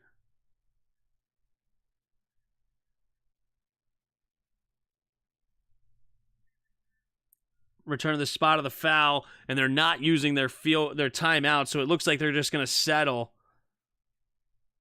Beautifully done by Allen and Smoot. Oh, that was nearly a disaster if the Jacksonville Jaguars picked that up. So that will bring us halftime. Jacksonville 17, Saints 6.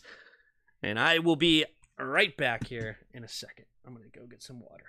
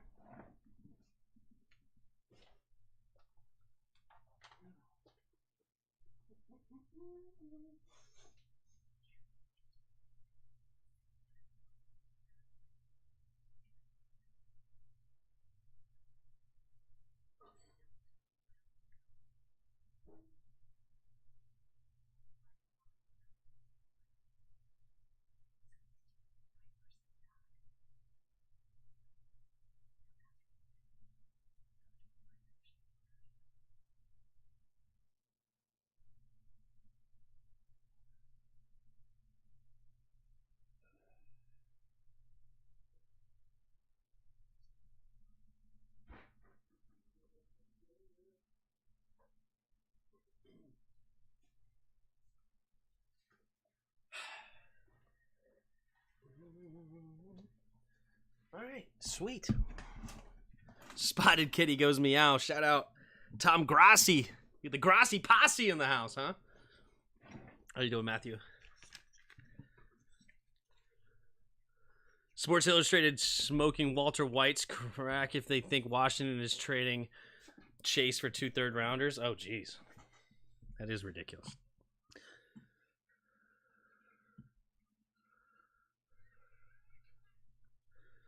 Looking at the Twitter posts. McCaffrey, Samuel Williams injuries not considered long-term. That's good for the Niners and fantasy owners of Christian McCaffrey. The Kelly Green that the Eagles will be wearing Sunday night versus the Kelly Green. Ew. Tonight, the Saints will seek their 5th straight win against the Jaguars with their last loss on December 21st, 2008. It's been 20 years. Trevor Lawrence turned 4 a few months prior to that game. 4 years old when the last time they won, and they have a nice 17-6 lead so far. Revealed San Diego's FC's logo team to start MLS play 25. Oh, so San Diego got an MLS team. Interesting. Not really the MLS fan, but good for San Diego. I was sad when San Diego Chargers left. You know, I don't like when teams leave cities and things like that. Like, I think a team that should leave the city is like a team with like 2 teams in it, right? Like New York or LA. Like, why have 2 teams in one market? Come on. Salmon-colored shirt, Tim. Yeah, I just threw it on there. My dad got me this shirt from a vacation. Just threw it on. Why not? I need to get some more clothes out of my storage unit. This is... I only got so much stuff. Doing well, doing a 1,000-piece jigsaw puzzle of Zelda Tears of the Kingdom. Interesting. I like doing puzzles. I haven't done a puzzle in a while. Puzzles are fun. Jimmy Garoppolo out versus Bears. Ooh. So Hoyer has to start. Shout out to the Aces. The Las Vegas Aces. Trailed by as many as 12 and fought back to the win, their 2nd straight title. That's the 2nd largest comeback and title clinching win, trailing the Sky, who came back from down 14 to beat the Mercury. Good for them. Good for them. All right, who are we starting with on Weddle? The Padres are still around. That's true. They do still have the Padres. Brian Hoyer versus Bajent. Give me Bajent. I like the young buck. What offensive lineman could we trade for this season right now? So who are some teams that are not very good? And who would... So the worst teams are like the Bears. We don't want anybody from the Giants. I wonder if the Panthers have any decent offensive line.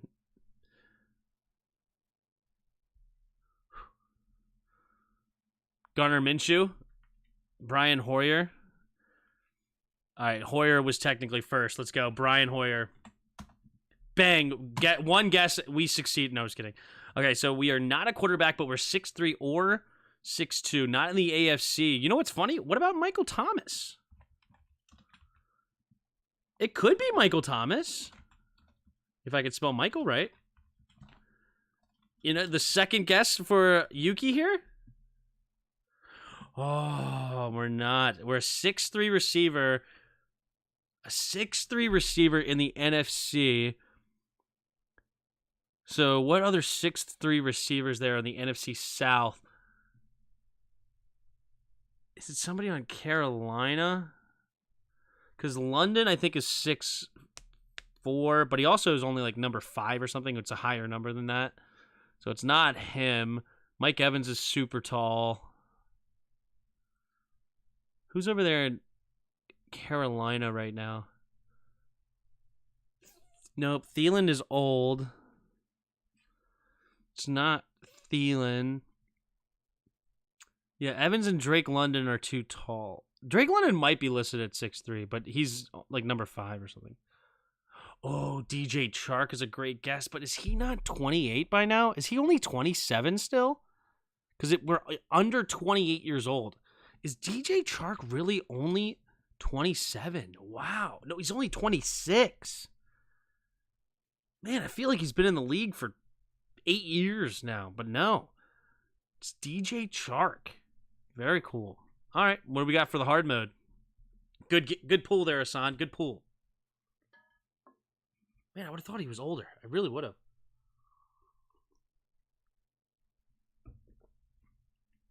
The other Tampa receiver, it wasn't Chris Godwin. Chris Godwin's only like 6'1".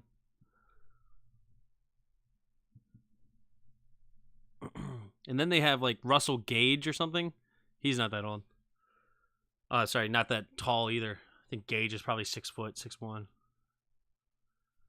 So yeah, I was thinking about it, the Atlanta receivers, but that wasn't it. But yeah, DJ Chark. Good pull there, Hassan. Good pull.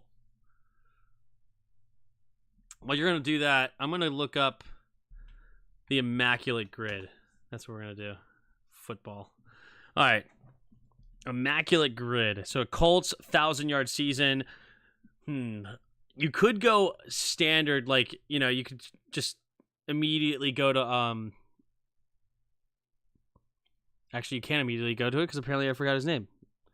Who is Edgerrin James? Like, you could go right to Edgerrin James, but I'm thinking, like, didn't Joseph Adai also have a 1,000-yard receiver? Like, I'm trying to think of, like, some different guys because you get points for rarity, right? See, like, 1,000-yard receivers, you can go Derrick Henry, but you could also go Chris Johnson, but you could even go back to, like, Eddie George, right? Maybe, you know what, I'm going to do that. Eddie George. Yeah, 17%, so it's a bit rarer, right? Guess Randy Gregory, says Justin. Yeah, see, like, Joseph Adai, I like that pool better. Joseph Adai. Yeah, that's only 10%. There you go. Then Arizona, 1,000-yard running backs. Like, I'm sure we could go back and pull. Like, who was the running back when, like, the Cardinals went to the Super Bowl back then, right? Or something? I don't know. I'm going to pull it. But anyway, so we're going to go Randy Gregory for hard mode. Randy Gregory. So, oof, we got a linebacker right off rip. We're 6'3" or 6'4". We are older at 6'2", or excuse me, at 31 or 32. And we are in the AFC West.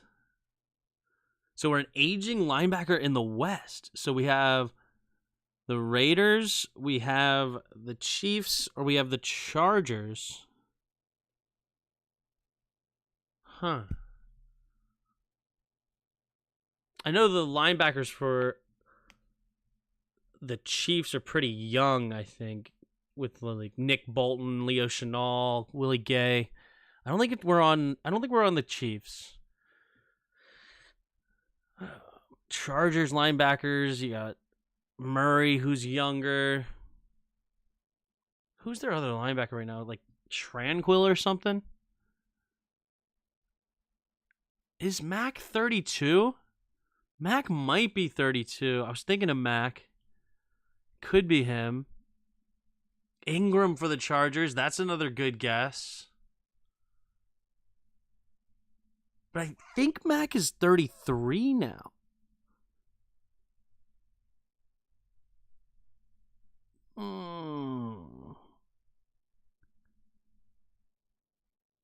I don't believe it's Mac. I think Mac's older than 32. A part of me really believes that. I'm going to say Ingram. That might be a bad guess. No, wait.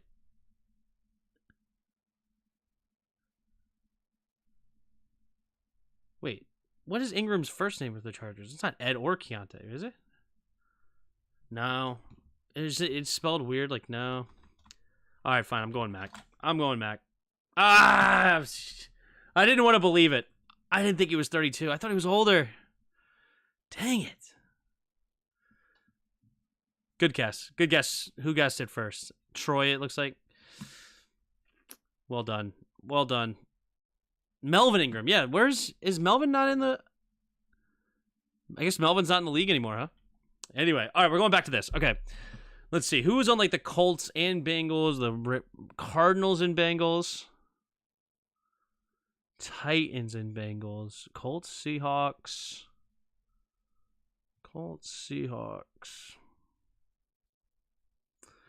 Cardinals, Seahawks.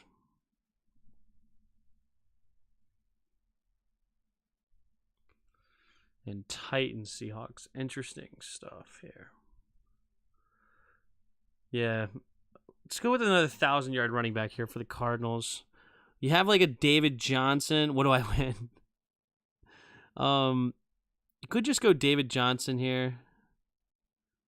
Was Emmitt Smith for the Cardinals a 1,000-yard rusher?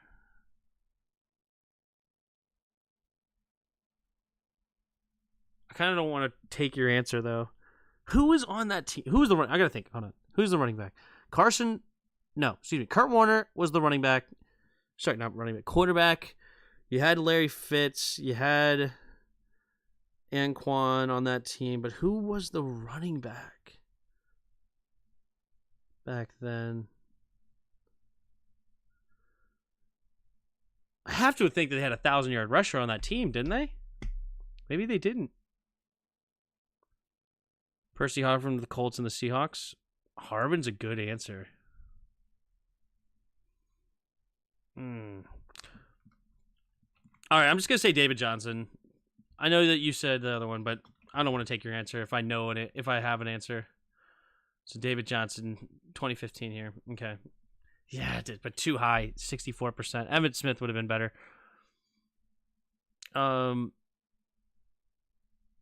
Excuse me. So Colts, Bengals. Who's on the Colts and the Bengals here? I'm also just a dude that's going to probably only think of offensive players as I go through this process. It's always fun to like pull like the backup quarterbacks too sometimes. Like the ones that traveled around a lot. Yeah, because like the classic answer here would be Carson Palmer, right? But that's probably going to be a very, very popular answer. Yeah, 50%. You already said his name. Harvin first. Yeah, Harvin for the Colts and Seahawks is a good pull. That's a good pull. Oh, wait. You're an idiot. No! I should have thought about that more. Dang it. We're getting the second half started. I should have thought about that more. I just took your word for it. Why did I think he was also on... He was never on the Colts, was he?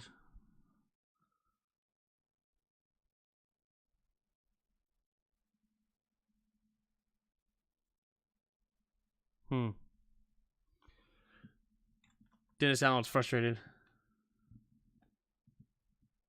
We got to be able to kick a field goal. Got that southern draw. I'm sorry. It's all right. It was Edgerrin James. Was it Edgerrin James?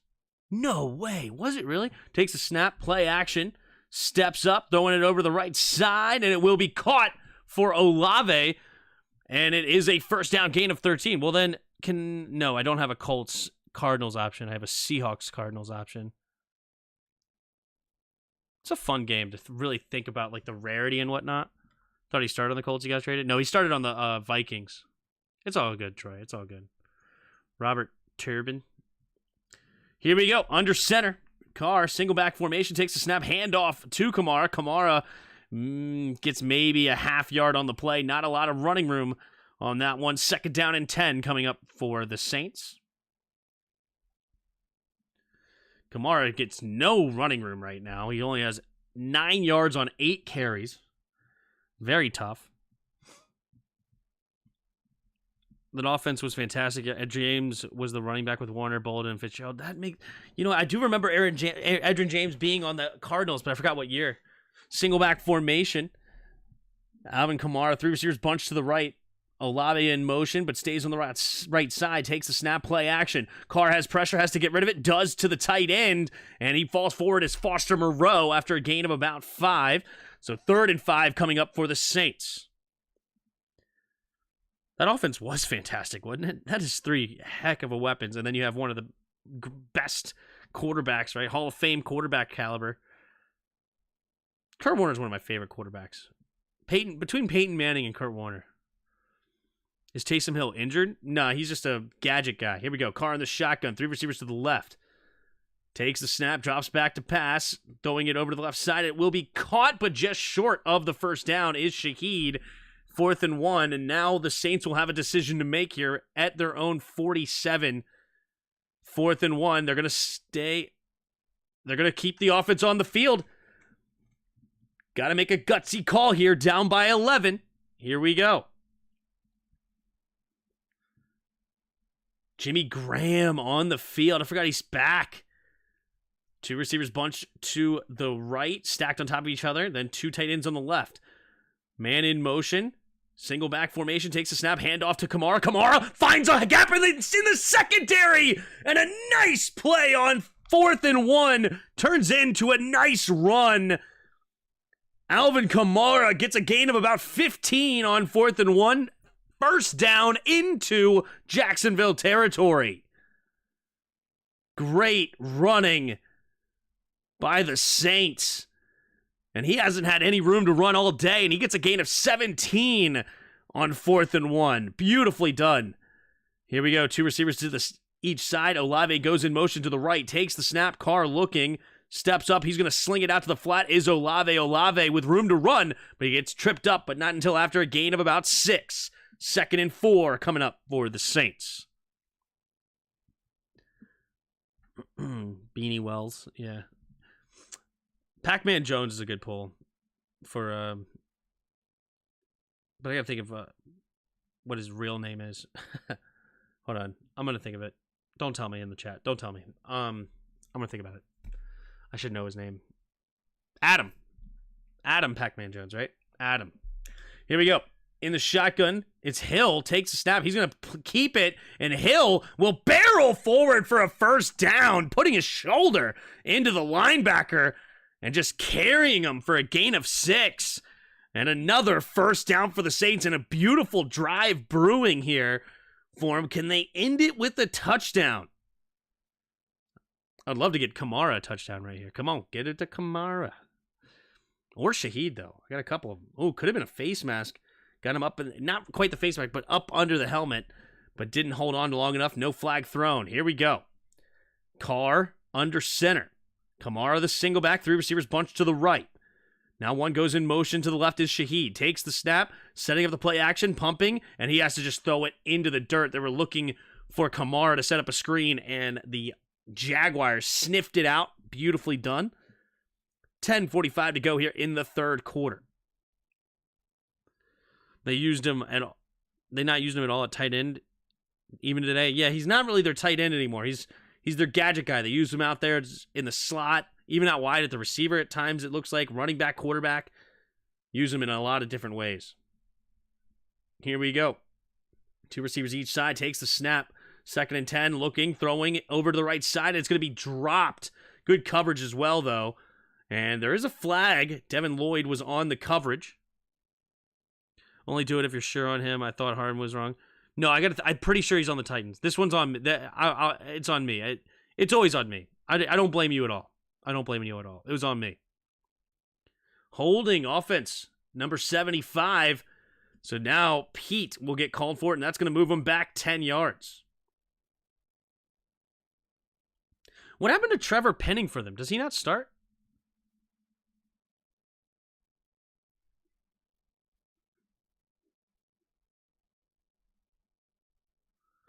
Penning got benched? Wow.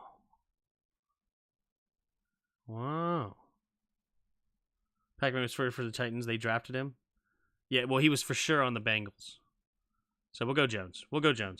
Adam Jones. All right, we got one. We're back on track.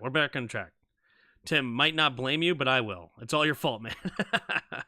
Nope, I take full responsibility for my decisions. Here we go. 3 receivers to the right, 2nd and 20 after the penalty. 3 receivers to the right. Takes the snap, 4-man rush. Quick throw over the left. Whoa. And nobody home. Completely off the wrong, not on the right page. It could have been called for a downing call, but I guess he was not in imminent danger. Because there's no intentional grounding call because the ball, you have to be in imminent danger when you throw the football, and he was not. There was nobody around him, but Kamara, I guess, thought he can get him on an out and up, but not on the same page. Now it's 3rd and 20. Takes the snap. Carr drops back, pressure coming, has to get rid of it, throws it underneath. It'll be caught by Moreau, and it will be up to about the 24-yard line, and the Saints look like they have to settle for another field goal to make it a 17-9 game. Tough. Carr so trash is annoying, yeah. He had good matchups with Ocho, then became his teammate, yeah.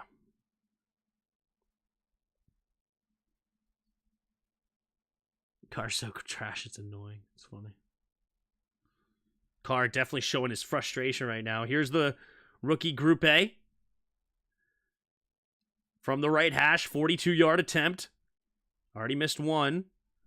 Takes the snap, and here's the kick. And this one, no doubter. Nice kick. He looks like he has a strong leg. Look how small he is, but he's got a freaking cannon on him. He's frustrated that he missed that one earlier. And he sent that through easy. And it's 17-9 now with 9:49 to go in the third quarter. Jacksonville will get the ball here up by 8. Looking to extend that lead. Commercial break here. So Immaculate grid. Going back to the grid. Okay, let's think here. I feel like there should be some like good ones on like the Saints. Sorry, not the Saints. The Seahawks and the Cardinals. There's some team. There's got to be somebody that moved around in division. You see that a lot. A lot of free agents go from division to division here. Bengals, Colts. Trying to think of like a receiver moved over. Offensive linemen are always fun to pull too if you can get a hold of those names. Unfortunately, I just wasn't always into the offensive linemen. I was more of just a fantasy guy. So I didn't always know all the linemen. I know more linemen now than I ever have before because I actually pay attention to the draft now, but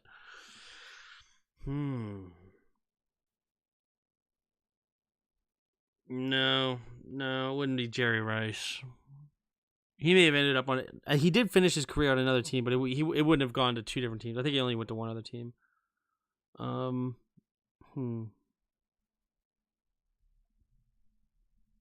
Titans, Seahawks.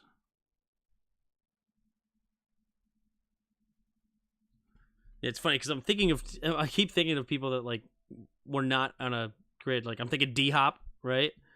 But obviously that's not a combo. This is tough, super tough.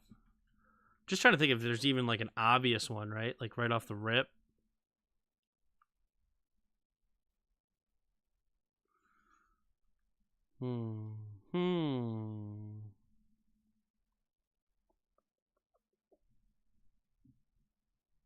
Colts. I always like to go, like, I'm trying to think of these backup quarterbacks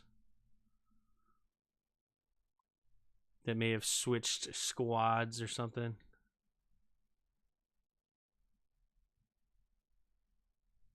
But no, man, this is tough. Emmett got like 940 yards rushing in the Cardinals. Gotcha. Well, I'm glad I didn't guess Edgerrin James then. There's the kick from the Saints.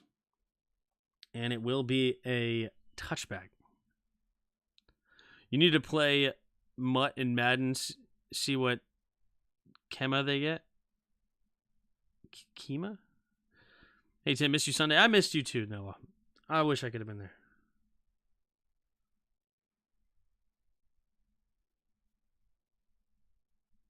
So Kamar taking blame for that one. Carr upset.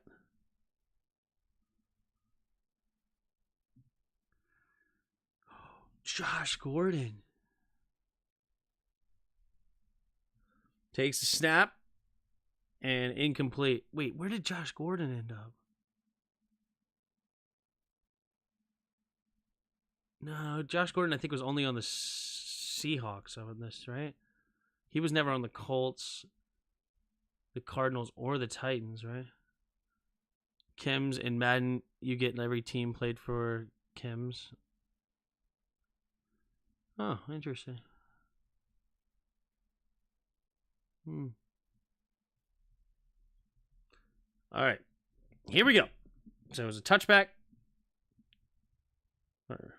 First and 15 after the penalty. So here we go. Let's Jacksonville at their own 20.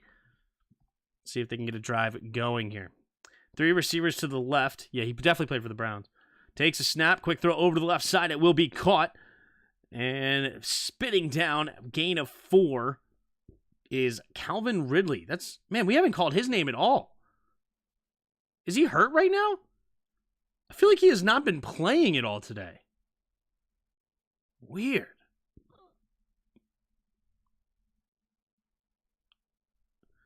Wow, Calvin Ridley. Tough. 2nd and 10. Josh Gordon was Brown, QB. 3 receivers to the right. Puts a man in motion right to left. 2 receivers each side. Takes a snap. 4-man rush. Looking, throwing it over to the left side. It will be caught. Gain of 4. Tim Jones makes the catch. 3rd down and 6 coming up for the Jaguars. Look at journeyman QBs. That's what I'm trying to think of. I'm struggling. Josh Gordon was on the Titans in 2021. Oh, was he? Howdy, fellas. Didn't know you were streaming tonight. I'm back. I'm back. Our normal schedule is now in full-fledged. 2 receivers to each side. Lawrence to the shotgun at their own 29. 3rd and 6. Takes the snap. Handoff to the right side is Etienne. Etienne will fight and get close to the first down marker. Pete Warner makes the tackle. It'll bring up 4th and inches. Jacksonville, do they stay aggressive? They went for it on 4th down at the half.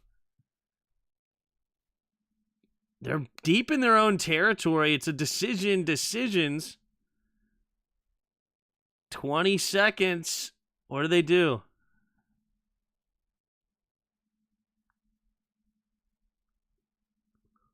All right. 4th and inches. Yeah, the Saints will not get fooled by a fake punt this time. They're not going to go to even block it. They're almost looking like they're more in a regular defensive set in the 4-4. Takes the snap, and here's the kick from Cook. And it will be out of bounds at about the 13-yard line. Shaheed frustrated that he couldn't get a chance at a return. Me too. I have him on my fantasy team. In this league, they get return yards. So I would have loved that. Go back on the grid. Yeah, go back on the grid. Go back on the grid. So Gordon was on the Titans, huh? Was Gordon on the Seahawks? Now I'm second guessing. Was he on the Seahawks?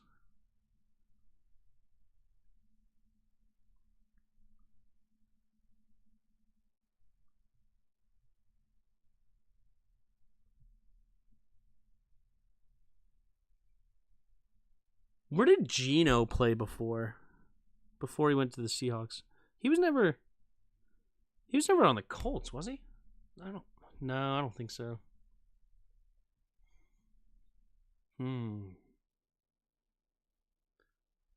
He was on Seattle? All right, I'll do it. I'll pull the trigger. No, not that one. Not that one either. This one. All right, I'll pull the trigger on Josh Gordon. 5%. Nice pull.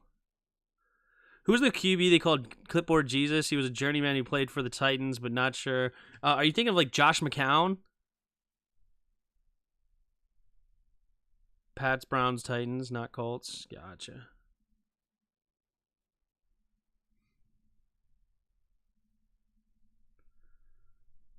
Nice pull, that Josh Gordon one. So we have 2 guesses left. 2019 Gordon was the Seattle. Gotcha. I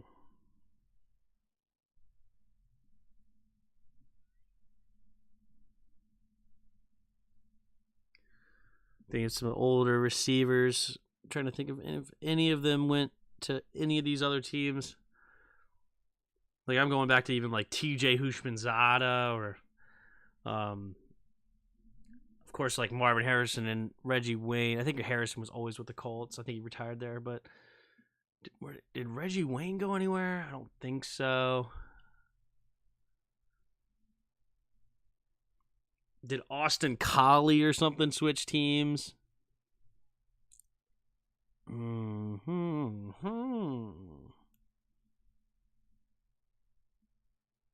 T.Y. Hilton always stayed on the Colts too, right? So if you look up to confirm, you're defeating the purpose. That's true. That is true. It is cheating to look it up. That is true. Here we go. Man in motion, takes the snap, and it will be running forward from Jason Williams, but nowhere to go. Gets stuffed on the play.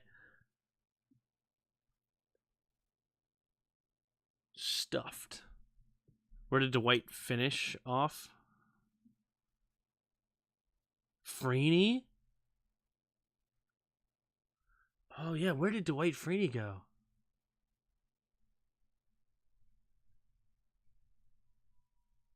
Charlie Whitehurst for the Colts and Seahawks. That's a pull.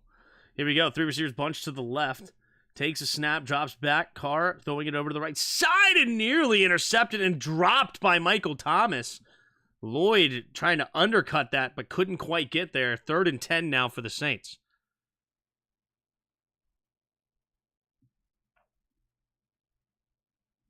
Third and 10. 7 minutes to go in the third.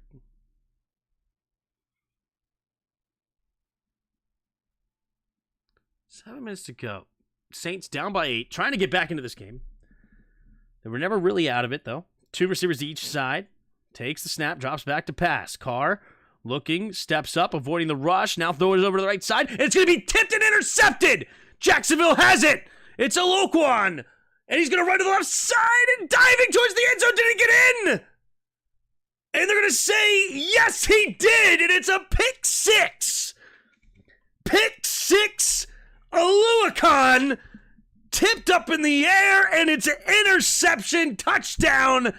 And instead of the Saints making it a game, it's now a pick 6.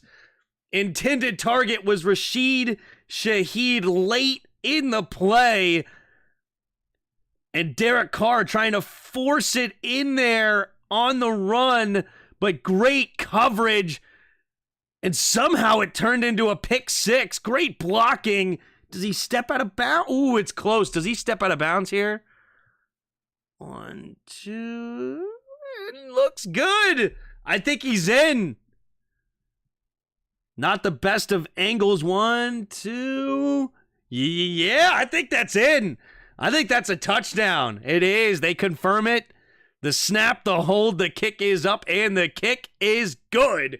24-9, Jacksonville on top. And the Saints have their work cut out for him. He doesn't have a sack problem, though. That's true.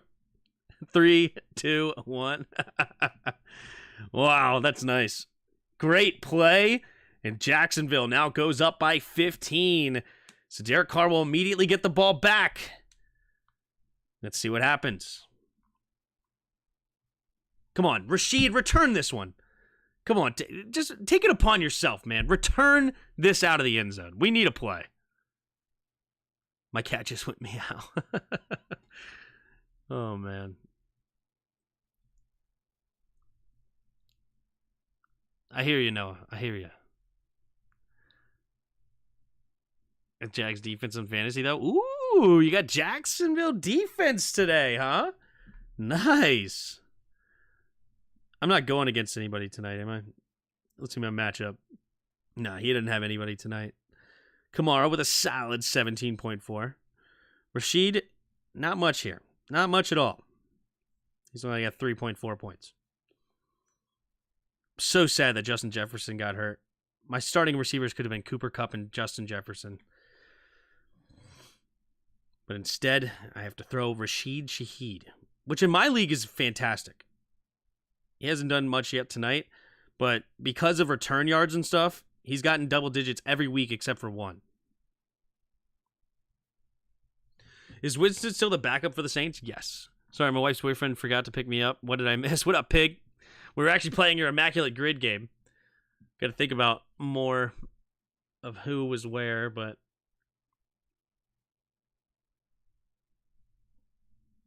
Seahawks, Cardinals...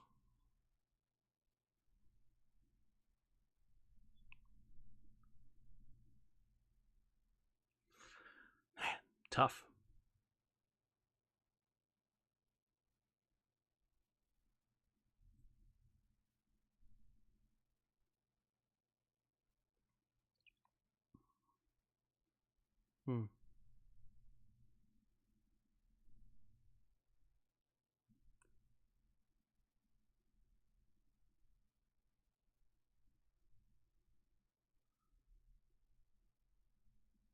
I might just throw out a couple guesses.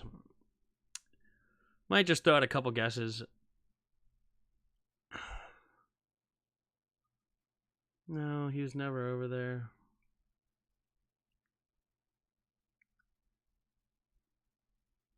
All right, there's the kick. And it will be a touchback. So 25-yard line yet again for the Saints.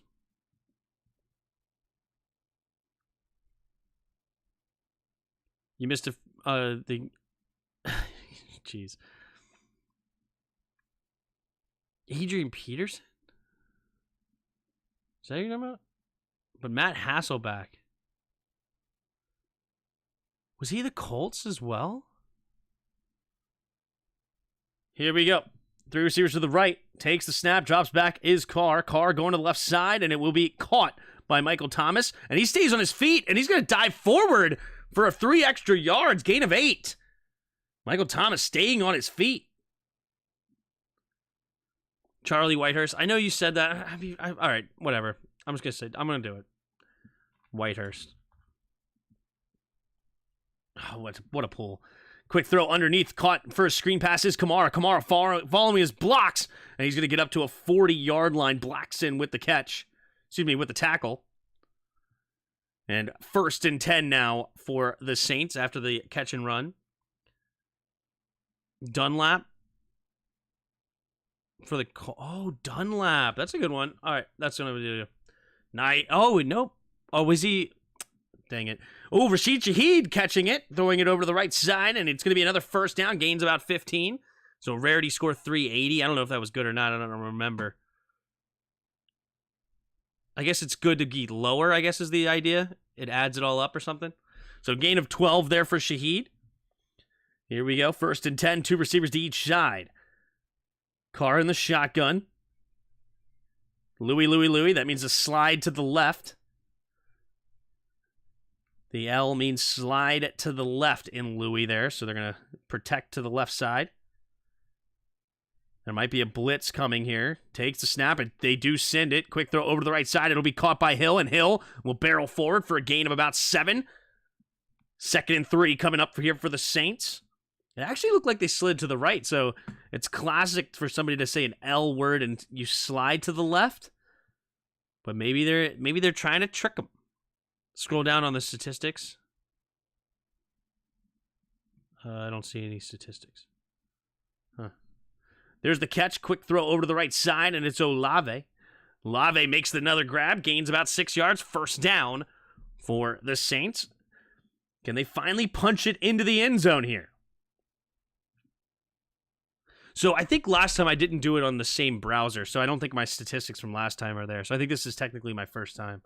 Here we go. Takes a snap, drops back, throwing it underneath again here. Screen pass to Kamara. Kamara showing some patience, but this time it didn't work out very well, and he's only going to gain of 2. Nice tackle there by Aluakon. 2nd and 8. You've seen so many times Alvin Kamara, that patient running style he has, but this time it did not pay off. Here we go. 3 receivers to the right, takes the snap, drops back to pass, steps up, avoiding the rush, and he's going to keep it and fall forward for a gain of 2 is Derek Carr.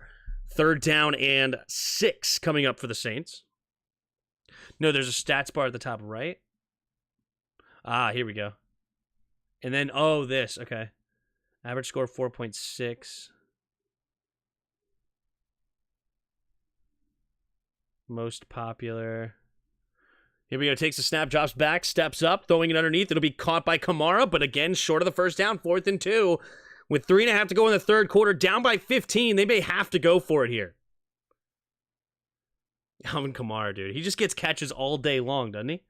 Just catches all day long.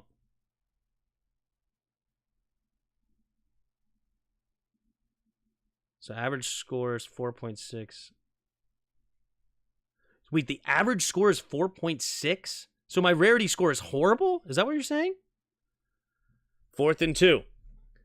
Takes a snap. Pitch play to the left is Kamara. Kamara trying to follow his blocks. He does hit the edge, and he gets into the red zone out of bounds at the 15. Alvin Kamara getting another 4th down conversion.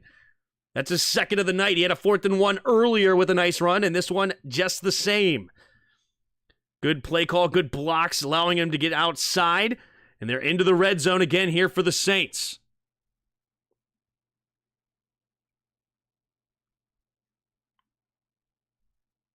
right, here we go. Here we go. Carr. Oh, I think it's 4.6 right. Never mind. Okay, 3 receivers, bunch to the right. Takes the snap. Hand off again to Kamara. Kamara bouncing it. Nice follow in his blocks, and he's going to get a gain of 6 on the play, up to the 9. Trying to control the line of scrimmage here to go to the Saints. More I come here to discuss a more pressing matter. Why you hate my boy, the Goffense. The good old Jared Goff. I have bias against him. Maybe it's unwarranted. I'm willing to say. Maybe I'm willing to say. Maybe it'll grow on me. You know what? I do have a bias against Goff, and from now on, I'm not gonna have it. I'm gonna be no opinion on Goff from here on out, and whenever I watch him again, I'm gonna form a new opinion. Okay? That's my commitment to Goff. That's my commitment to him. Fun fact. Alvin Kamara has never had a 1,000-yard rushing season. Is that true? Wow. That's a good fun fact. Interesting. I know he's always got, like, you know, he'll have a season where he has like 1,500 total yards or something like that because he gets a lot of receiving yards, but never had 1,000 yards receiving. That's interesting. Tim, should I start commies or farty whiners defense this week? The Niners have a really good matchup, do you not? Why do I dislike Goff? Because they paid him a huge contract over there in LA when he was there, and I just didn't think he was worth it. And then, I mean, dislike is might be too strong. It's always contract compared to how good you are, right? That is where it is. It's the same thing as Kirk Cousins. Like, do I hate Kirk Cousins as a quarterback? Do I think he's a bad quarterback? Absolutely not. Same thing with Goff. I don't think he's bad. It's all relative. But right now his contract isn't crazy. It is a little high that I like. Right? I like it being like 13.5% at the highest or lower. So he's like right at the 14% mark.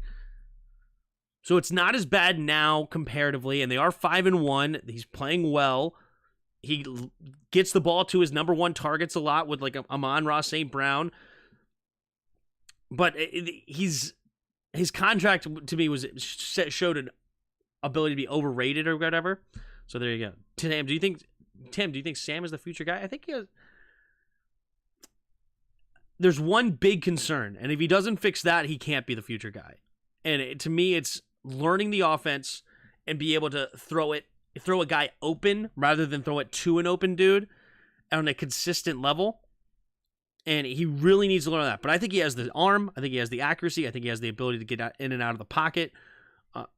And he also has to make sure he's keeping his eyes downfield. That's another thing. There's little things I don't like about him. He's only in his, 8th start or whatever, 7th start, going into his 8th start. So he's got time, but there's a couple things he needs to work on. He is better than Wentz. Wentz in golf went 1-2. Yep. Well, Wentz is somebody that's incredibly talented, but not coachable. That's why I hate Wentz. Like, I think Wentz is a lot more talented than Goff, but Goff seems to be more coachable than Wentz ever was. He just can't be coached out of his bad habits. All right, here we go. 2 tight ends on the right, 2 receivers out wide to the left. Takes a snap. Play action. Hill. He's going to keep it and run to the right side, and he's going to get a gain of only a yard. 3rd and 3 coming up. Man, I don't like that play call here. Your offense was really running well right now with Carr. But you go back to that now that they know you're going to run the football. I didn't like that play call. Bad decision, I think. He also needs to avoid the sack. True. Just say it to him. You hate Goff because he's... Dude, I had a random homeless dude today at the gas station. As I was walking in, I'd ignore homeless people. But hold on. I'll talk to this story in a second. Here we go. All right, they're going back to the Hill route, and Hill's going to run to the left side, and he's going to bounce it outside. Can he get to the first down? And he will. Wingard makes the tackle, but not until after the first down is converted, and it's 1st and goal, New Orleans. That was close. Sam has stopped the predetermined play. First read, the sacks will go down. Yeah, I agree, Smack. Keep his eyes downfield and understand what the whole play is showing, not just the first read. Is Goff this era's Phillip Rivers? I don't think so. I think Phillip Rivers was better. Here we go in the shotgun. First and goal from the 5. Takes the snap. Looking to his left. Looking, pumping, looking, scanning. Has time and throws it over the left side. Batted in the air and hits the ground harmlessly. Looking for Moreau. Ooh! And it looks like it's going to be a hit of a defensive receiver. Maybe head-to-head contact. Jenkins not happy about it.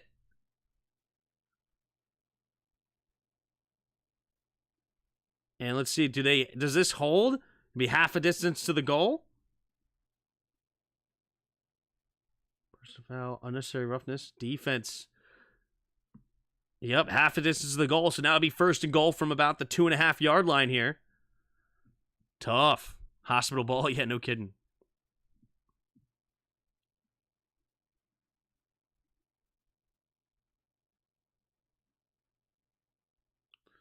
That's a tight window. Oh, that's clean. That's clean. Hate that call. Takes a snap. Hand off to the right side is Kamara. Kamara will get stuffed. No gain. So second and goal. Second down and goal. From the 2. 25 seconds left on the game clock and 27 on the play clock. So this could be the final play of the third quarter. Usually you want to run another play here when you're down. You want more time on the clock rather than less. Second and goal, Kamara, the running back. They got an extra lineman in at fullback. Takes the snap. Hand off to Kamara to the left side. Jumps over the pile, and he's going to get stuffed. Gain of 1. Kamara frustrated. Do they do it again? And that'll be the end of the third quarter. We'll have to see when we come back. Jacksonville 24, Saints 9, but they're knocking on the door. Tough. That was his shoulder. He hit him on the shoulder, nowhere near the head. Yeah, I agree. Terrible call. Tim, I know you like Hal, but could you see the commies drafting QB in the first round next year? QB class looks really deep talent. Of course, Derek. I could totally see it. Especially if there's a new coaching staff that maybe not believe in Hal. Totally. If we get a high pick or somehow or whatever, top 10 pick, and they think they can get one of these dudes to turn them into something, absolutely, I think that could be one of their moves. 100%.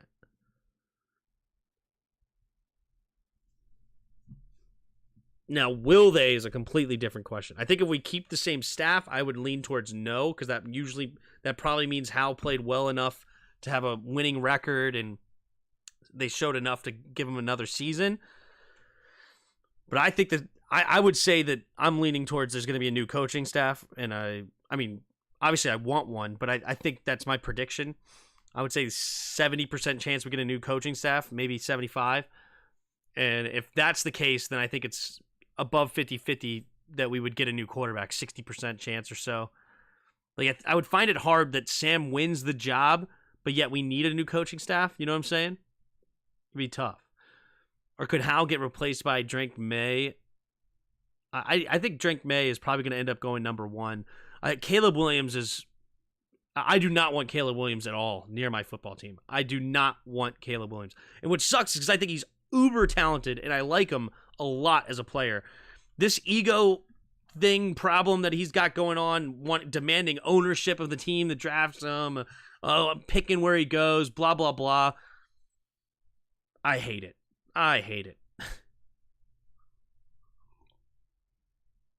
Like, he can be as good as like a Patrick Mahomes, potentially with just talent, but the thing that makes Mahomes, extremely coachable, extremely humble, right? And he understands it's about the team. It's about like everybody around him as well as him. It's not just him. I love Patrick Mahomes as a leader in the locker room, and he's so much more than just an ego. Like, Caleb Williams to me is going to be like an RG3 2.0, right? Super talented, but just ego is going to kill him. And I just hate it. His dad said it, never him. No, I heard his dad said that, or he said that part. His dad also talked about that he didn't want to get drafted. It's both of them, dude. It's both of them. I'm not hating on his talent at all. I think he's uber talented. It's off the field stuff. Especially in a super talented draft class like this, I'm not reaching, dude. Here we go. 3rd and goal. Single back formation. Do they go for a run again? 3rd straight run. The Shaheed goes in motion, takes the snap, pitch play to Kamara, trying to hit the outside, and he reaches for the end zone, but he's short. Terrible attempt at a block by Foster Moreau, and 3 straight stuffs. This one on the pitch, and no gain. 4th and goal. You got to go for it here. Dennis Allen upset. You got to go for it. Do they bring in Taysom Hill? Looks like they might bring in that Taysom Hill run package here. Foster Moreau just not making a good block there. Yep, Taysom Hill. Heavy formation. Alvin Kamara's not even on the field. All linemen, takes a snap, run play for Hill, and Hill goes in untouched. And there it is. The Saints finally get their first touchdown here in the 4th quarter. And now, will they go for 2 now or later? I like to go for 2 now, personally. Right? Because then you know where you are, where you sit. Like, do you need a field goal or do you not?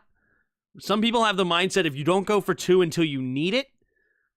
I think I would rather go for 2 now. Then you set it up for a 7-point later. Then you don't have to go for it later, right?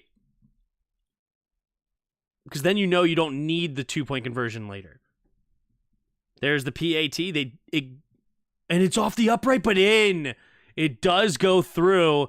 Garupe hits the upright. And there you go. The rookie making it interesting. Now it's 24-16. And it's an 8-point game. The doink for the point. Yep. Oh, yeah. It's about the football. It's about the game of football and love for it. If you don't have it, you won't be making far as a QB. Kind of, man. I agree, Smack. I agree. Don't forget Chargers drafted Eli, and he threatened to sit out. I didn't like that either. I wasn't really aware of what was going on. It's interesting. It's interesting, right? Because obviously Archie Manning had the experience of playing for a bad franchise, and he refused to go to what they perceived as a bad franchise in the Chargers.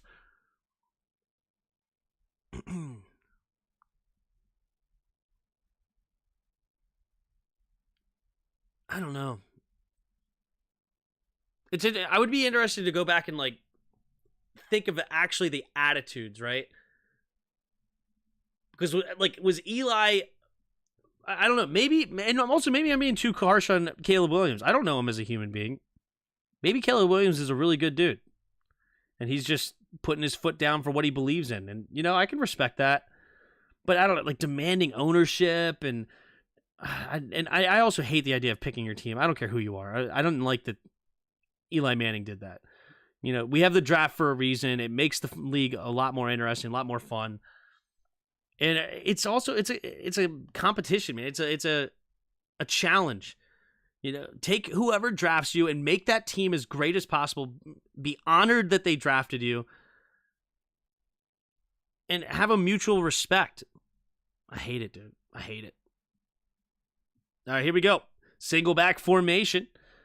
Puts a man in motion as Agnew takes a snap, hand off to Etienne. Etienne going to get to the left side, cuts it up. Nice run following his blocks, and he's going to go out of bounds after a gain of 11. Beautifully done there by Etienne. Faked the outside, cut it up, makes his blocker correct. That's why I love the zone scheme. It doesn't matter what your offensive line does, as long as they don't completely lose the rep. This wasn't really the zone scheme, but it's just the concept, is that Evan Ingram can't be wrong here. As long as he gets a hand on somebody, whichever direction the defender chooses, you make him wrong by going the other way. Here we go. First and 10 at their own 35. Takes a snap. Delayed. No, play action. Lawrence steps up, has to escape to the pocket to the left side. He's going to keep it himself. And a nice move. And he's going to fall forward for a gain of 4. Instead of just going out of bounds, he cuts it upfield, diving. Doesn't even take a hit either. And 2nd and 6. He's not happy. He went to his preppy high school in D.C. I base all my information on that. Tim, been plenty of players saying they won't play for the team. Eli and I think Elway. Did Elway do it too? I don't like it. I hate it. I really dislike it. I would have said the same thing years ago. You know what I'm saying? Here we go. 2 receivers to each side. Ingram in motion left to right. Takes the snap. Hand off to the left side. And falling down. And it is a big tackle for loss. Loss of 2 or 3 on the play. ETN slow to get up, but I think he's okay. So 3rd and 8 after the 2-yard loss. Roach coming up with a nice play here. Also Pete Warner. Good team tackle there by the Saints. David Carr and Andrew Luck both show why you said don't always work. Of course nothing always works. Of course not. 3rd and 8. 3 receivers to the right. If it always worked, it wouldn't be a challenge.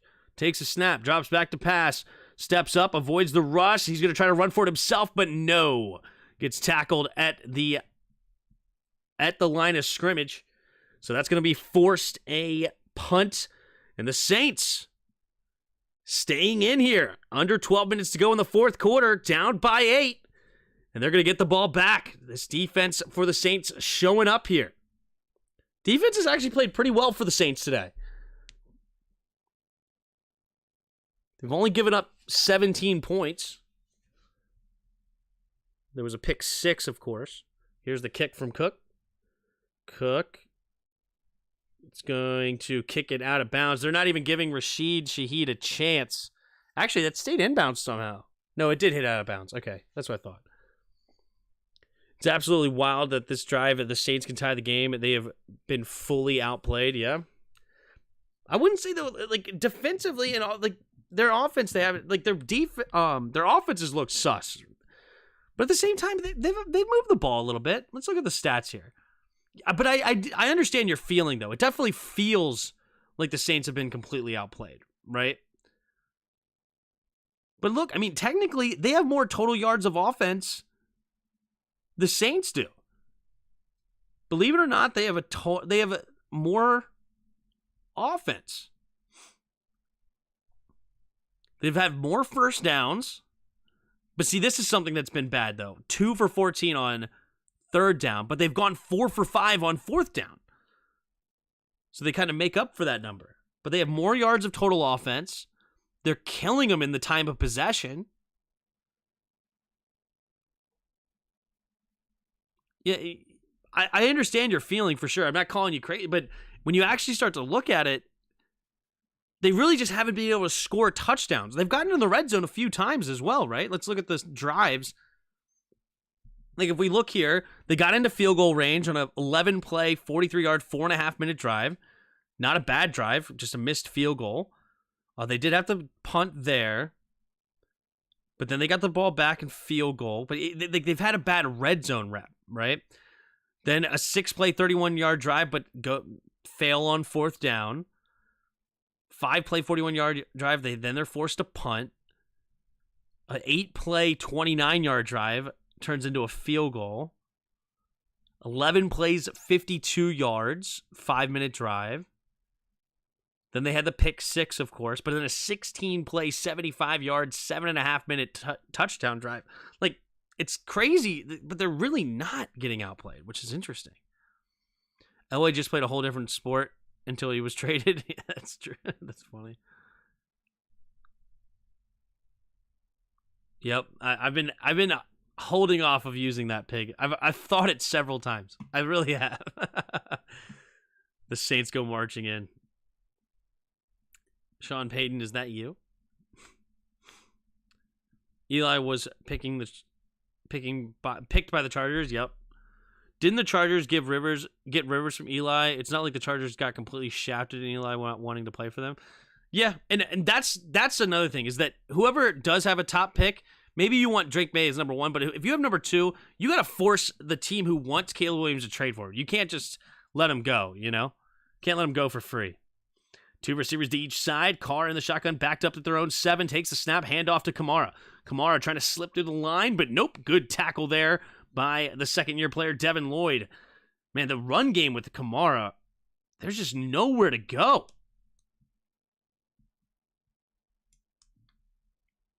Wasn't it Archie who didn't want Eli to play for the Chargers? Yeah. Oh, here we go. They're hurrying up to the line. Takes a snap. Steps up, throwing it over to the right side. Has his man Olave, but Olave is going to get a gain of 4 up to the 11. So 3rd and 5-ish coming up for the Saints. Yeah, Archie definitely did not want Eli to play for the Chargers. 100%. He believed that they were a bad franchise, and he knew what happened with the Saints, so he didn't want that. Here we go. Two receivers to each side. Takes the snap, drops back. Looking, pumping, going deep, and no, not on the same page as Olave, and that's going to be 4th down, and the Saints will have to punt. Derek Carr is beside himself, not on the same page as the receiver, throwing F-bombs. He is ticked.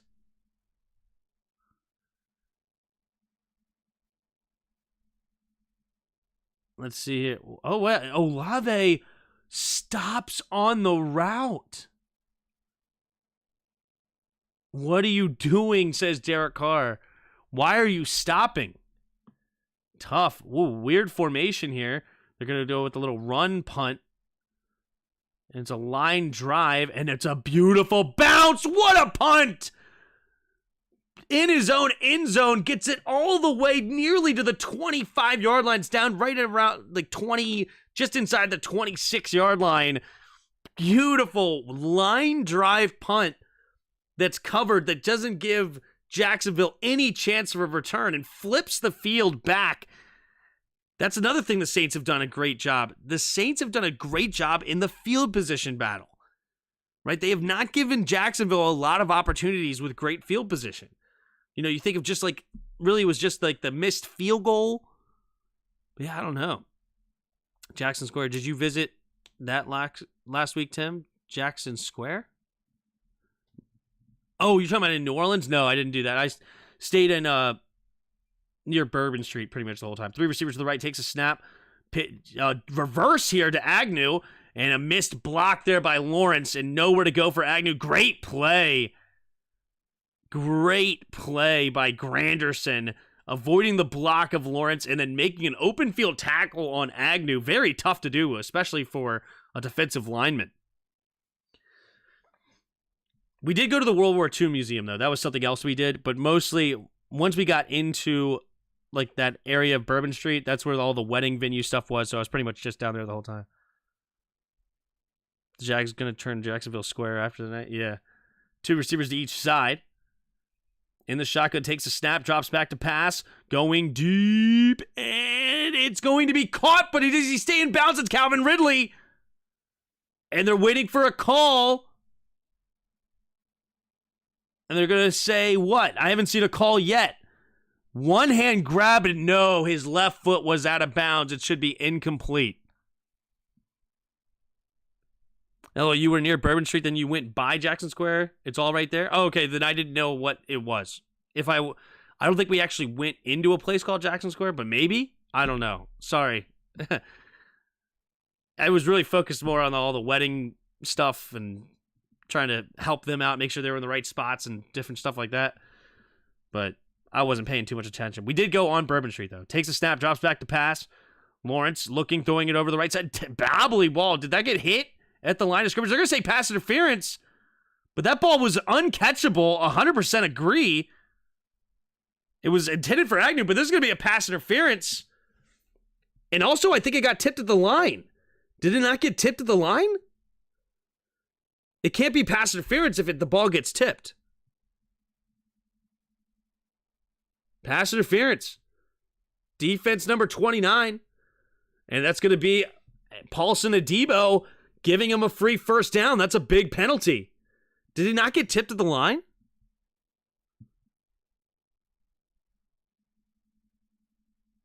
That ball's way uncatchable. Like, way uncatchable. 1st and 10. No challenge. You can't challenge it anymore, I guess. And they didn't even show if it was bad. And run up the middle for ETN. Gain of 3 up to the 47-yard line. Tim, what day did your hangover fully clear up? Tuesday? I ended up doing the, did I say this on stream? I don't remember. I ended up doing like a, what do you call it? An IV. It's funny. I look like a drug addict right now. I don't know if you can see this. But yeah, I did like a little IV to help it clear up because I didn't want to be so bad for the wedding. Handoff to the right side is Etienne. Etienne finds a nice crease, and he does not quite get the first down marker. Gain of 6. And it's 3rd and 1. A big attempt of a stop here. Could be a big play for the Saints defense, keeping them in this game. So it actually cleared up that day eventually. It didn't clear up immediately after the IV, but it... Because I was just so concerned I was going to be so bad for the wedding that I needed to do something. I tried it out. Didn't work great, but anyway. Single back formation. Takes the snap. Hand off to the right side is Etienne. Etienne running to the right, and he gets tripped up, and he gets close again. But I think he's going to be barely short. Let's see where the spot is. And they're going to say 4th down. It's super close. It's like 2 chain lengths. Doug Peterson has to go for this. I would lose a little respect for him. Man, somehow he got even close to the first down marker. Very fortunate. I don't even think he was as close as they say he was, but here we go. They're going to go for it. 4th and inches. 7:45 in the game. This is a big play. Could be a huge momentum switch if they don't get it. Takes a snap. Handoff to Etienne. Etienne. Where is he? I think he gets stuffed. It's going to be stuffed in Jacksonville. Interesting call. They don't go with the classic tush push, if you will. No QB sneak. And they get stuffed, and a big stop there by the defense gives the Saints offense another opportunity. Holy smokes. Holy smokes. Good thinking, Tim. Bypass that liver and go straight to the bloodstream. Tim is a pro drinker. Yeah, exactly. And that is EB goes 5 wide, shotgun on 3rd and inches. Yeah. That is why, yeah. Wow. Man.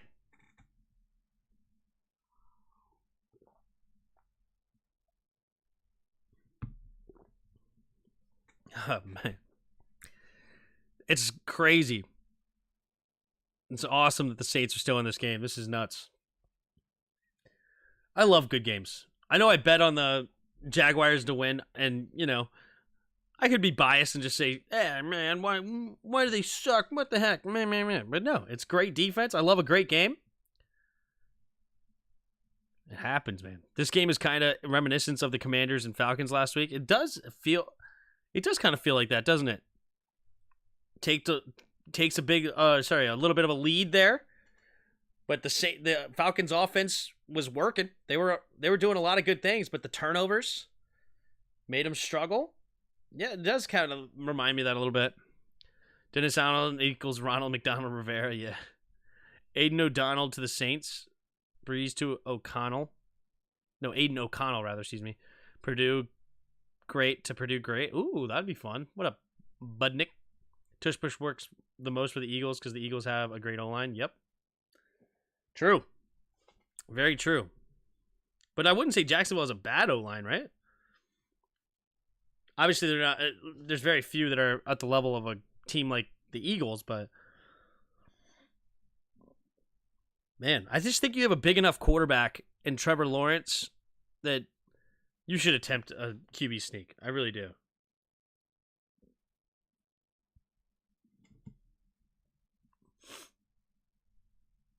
But giving it to ETN is not a bad decision either. I don't hate the decision.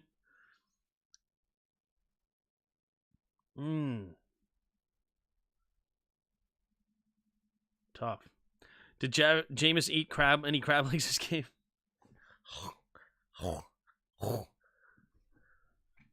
Here we go. 1st and 10. Three receivers bunched to the right. Kamara in the backfield. Michael Thomas one-on-one on the left. 5 down linemen right now for Jacksonville. Takes the snap. Blitz coming. Has to get rid of it quickly and does to Thomas. Thomas slips a tackle. Dives forward up to the 36-yard line. 1st and 10 Saints. Oh, snap. It's coming down to the wire here. They're going to hurry up to the line. Bunched up formation, 2 receivers each way, takes the snap, drops back to pass. Kamara slips. He's going to throw it to the right side. Has a man open. Is Taysom Hill who makes the grab. And into the red zone go the Saints. Beautiful throw, beating the cover 2 defense to the corner route. Perfect placement and nice catch. 2 receivers each way. Takes the snap, drops back, looking, going to the left side, end zone! Caught! Does he get in bounds? Yes, he does! Touchdown, Michael Thomas! And now they're going to go for 2. Michael Thomas down the left sideline. Perfect throw by Derek Carr. And we are a 2-point conversion away from a tie ball game. Let's see what happens here. Caught. Let's see. One. And knee is in bounds. It is good. Touchdown, Mike Thomas. And that was so quick. How long did that drive last? That drive was like nothing. All right, here comes the 2-point attempt. And we have 2 receivers each way. Kamara is actually a receiver right now. Jason Williams, the running back. Kamara in motion, stays on the left side, though. Takes the snap. Gonna throw it out there. Wide open is Kamara, and he gets the 2-point conversion. And we are tied up here in New Orleans. 6:38 to go in the 4th quarter, and we have a ball game in New Orleans. Wow. Wow. Here we go. Trevor Lawrence will get the ball back now in a tied ball game. First time since 0-0. And it comes with 6.5 to go. Wow. Jags are selling. Yeah, that was a big failed 4th down. Big failed 4th down. Yikes. Yikes. That's a beautiful throw.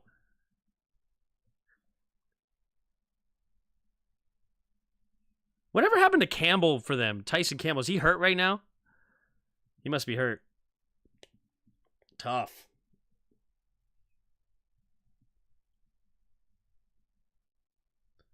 See, I didn't disagree. Like, I wouldn't say they looked awful. But that's what's funny. They were moving the ball. They just couldn't score. Like, score a touchdown. But they could have a lead right now if they hit that field goal earlier. All right, it will be a touchback. So here we go. Trevor Lawrence will come onto the field in a tie game. 6:38 to go at their own 25.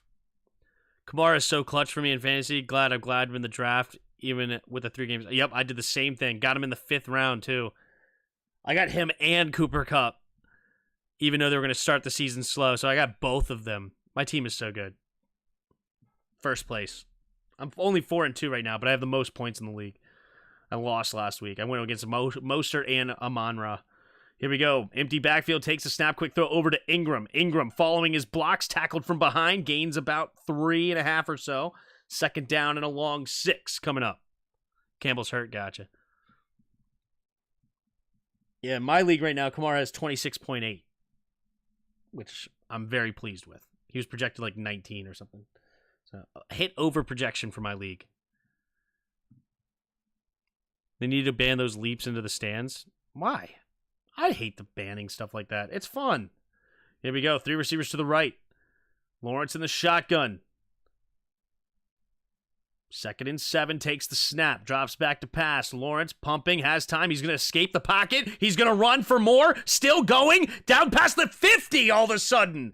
Trevor Lawrence with a huge run of 22 yards on 2nd and 7, giving his team life here, silencing the crowd for the moment.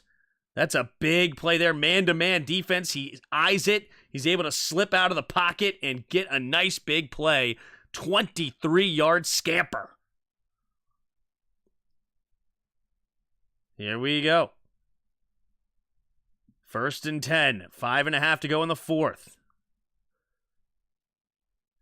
Bunched up formation, single back, takes the snap, play action, setting up the reverse to Ridley. He's got blockers trying to hit the edge, but no, nice play by Mafe. Mafe avoids the block and blows the play up, and he may have only gained a yard on the play. Ooh, if he got that block, though, on Mafe, who knows where we'd be right now.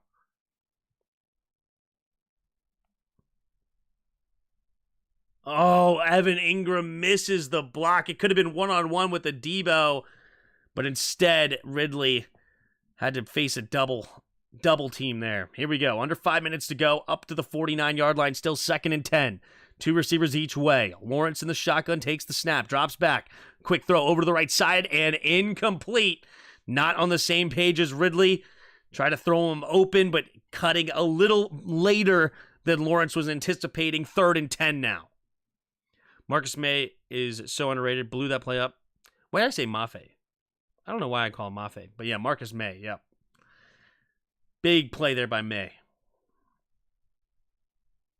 3rd and 10. 3rd and 10. 4:43 to go. Here we go. Lawrence with a big opportunity here. 2 receivers each side. Got to keep this drive alive. Takes a snap. 4-man rush. Drops back. Steps up. Going deep. And it is tipped away. Great coverage by Paulson Adebo. And now Jacksonville will be forced to punt with 4:36 to go. And the Saints have all the momentum here at home. Wow. Wow. Security reasons? I mean, I think it's up to the player. I mean, obviously, I don't think fans should come onto the field, but if the player wants to jump in there, that's their decision, man. Here we go. Cook to punt it away. There's the snap. And there's the punt. Low kick. And it will be fair caught. Why did he fair catch that? It was such a line drive kick. You would have a great opportunity to return there. Gosh darn you. My league does return yards, so.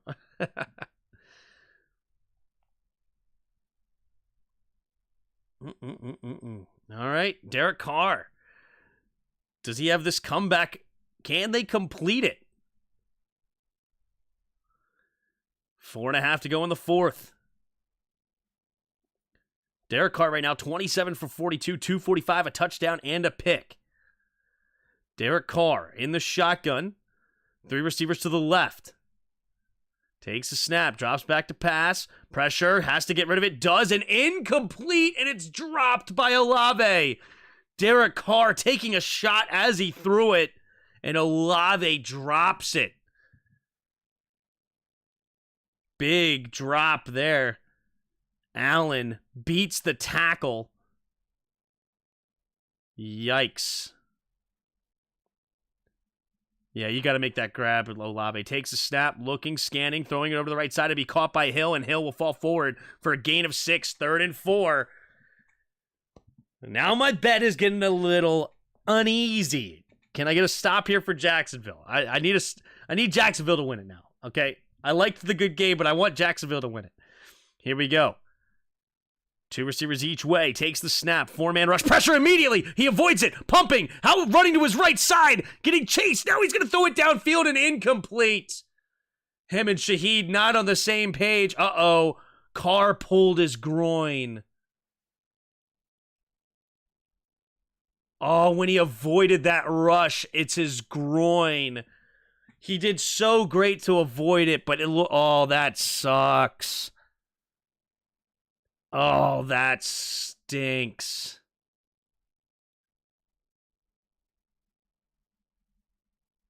Oh, Kamara. Aluakon free. And Derek Carr just threw it somewhere because he was hurting. Oh, that sucks. Okay, dude. Get off the field.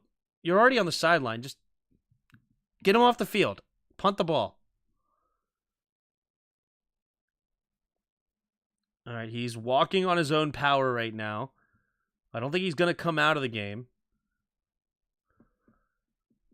That's the second time he's done that on primetime? Wow. Wow. Here's the kick from the punter, Headley. And it's going to be returnable. Agnew has it past the 50 and out of bounds at the 45. So fantastic field position here. So they were going to try to do that bouncing kick thing again, but Agnew read it and immediately attacked the football, caught it in stride, and gives his team fantastic field position to try to get in it to field goal range to win it with McManus. I would actually love to see a touchdown here, because then Kamara might be able to get some garbage time stuff with an unlikely chance to win it.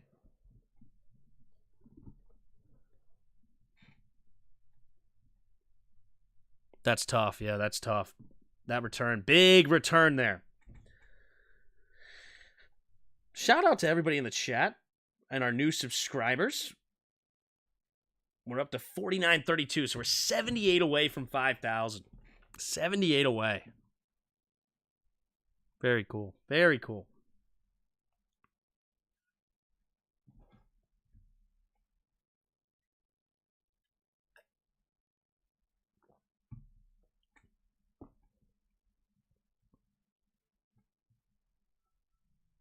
Ding. Dude, the Taco Bell app has some legit deals. They can have your build your own box. It's $6. Build your own box, $6. You can get a crap, what do you call that thing? It's like my favorite thing from there. Crunchwrap Supreme, I think that's it. Right? It's like the hexagon shaped thing. Crunchwrap Supreme. You can get a taco, a dessert, and a drink, $6. And like it's like 10 cents more for a large rather than a medium drink. And you get those cinnamon twists, get like a hard taco, a Crunchwrap Supreme, and a drink, $6. I think it's pretty decent. Tim, you would be a great play-by-play announcer for college games and even NFL one day, in my opinion. I appreciate that, Derek. Thank you for the kind words. That would be an amazing opportunity one day. That would be amazing. If we can do that one day, that would be a dream, dude. Especially if I can. I mean, honestly, I'll tell you, like, the long-term dream would be an incredible, if I could become the voice of the Redskins or Commanders. If I could become, oh man. Oh, this is Tim's girl math. Yeah. Bro, how are you live and post a short?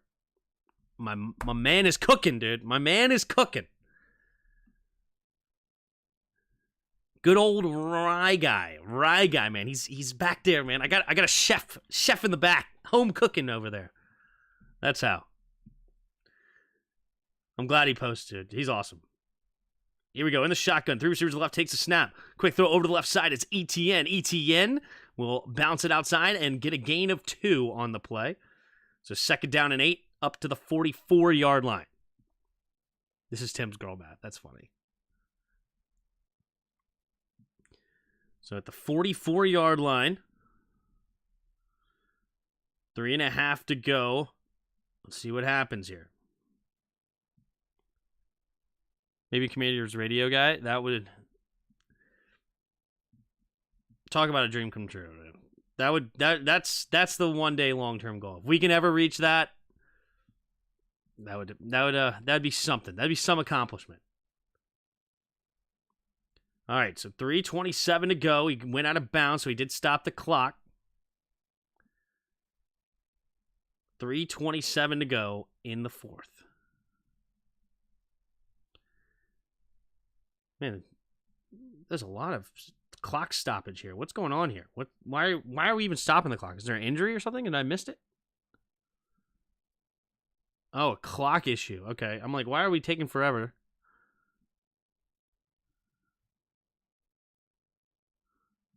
The game was stopped to confirm the time. Okay. Got to get it right, I guess. All right. 2nd and 8. Empty backfield set here. Kirk goes in motion, right to left, 3 receivers to the right. At the 44. Needs 10 yards to get in a field goal range. Takes the snap, steps up, throws it underneath. It'll be caught by Kirk, and he's got room to run. 1st down and more. To the right side, gets a block, and he's still going. Stiff arms a man and into the end zone. And the Jacksonville Jaguars score too quick. Christian Kirk catch and run. Man, it was only about a 4-yard pass, but it turns into a 44-yard catch and run touchdown. And Jacksonville goes up 30-24, pending an extra point. Holy smokes! I overestimated. It was a 3-yard pass that turns into a 44-yard touchdown. Christian Kirk. Here's the snap, the hold, the kick is up, the kick is good. And Jacksonville goes up 31-24 with 3:08 to go in the 4th. Big catch and run by Christian Kirk. The receiver that everyone said they overpaid for, but he has honestly been fantastic for them ever since he's got him. Nice route, too, on Tyrann Mathieu, and just runs away from him and stiff-arming the safety and finds his way into the end zone. What a play by Christian Kirk. I saw you posted a video, then I was like, oh, he's live. Yeah, perfect. Even better. Look at that. That's awesome. So now the short is bringing more people to the live. That's fantastic. What up, Porty? All right. Oh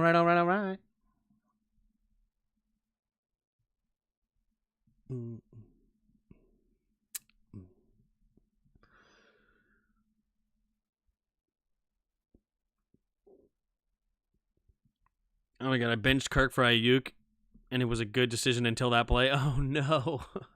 That sucks. There's the touchback.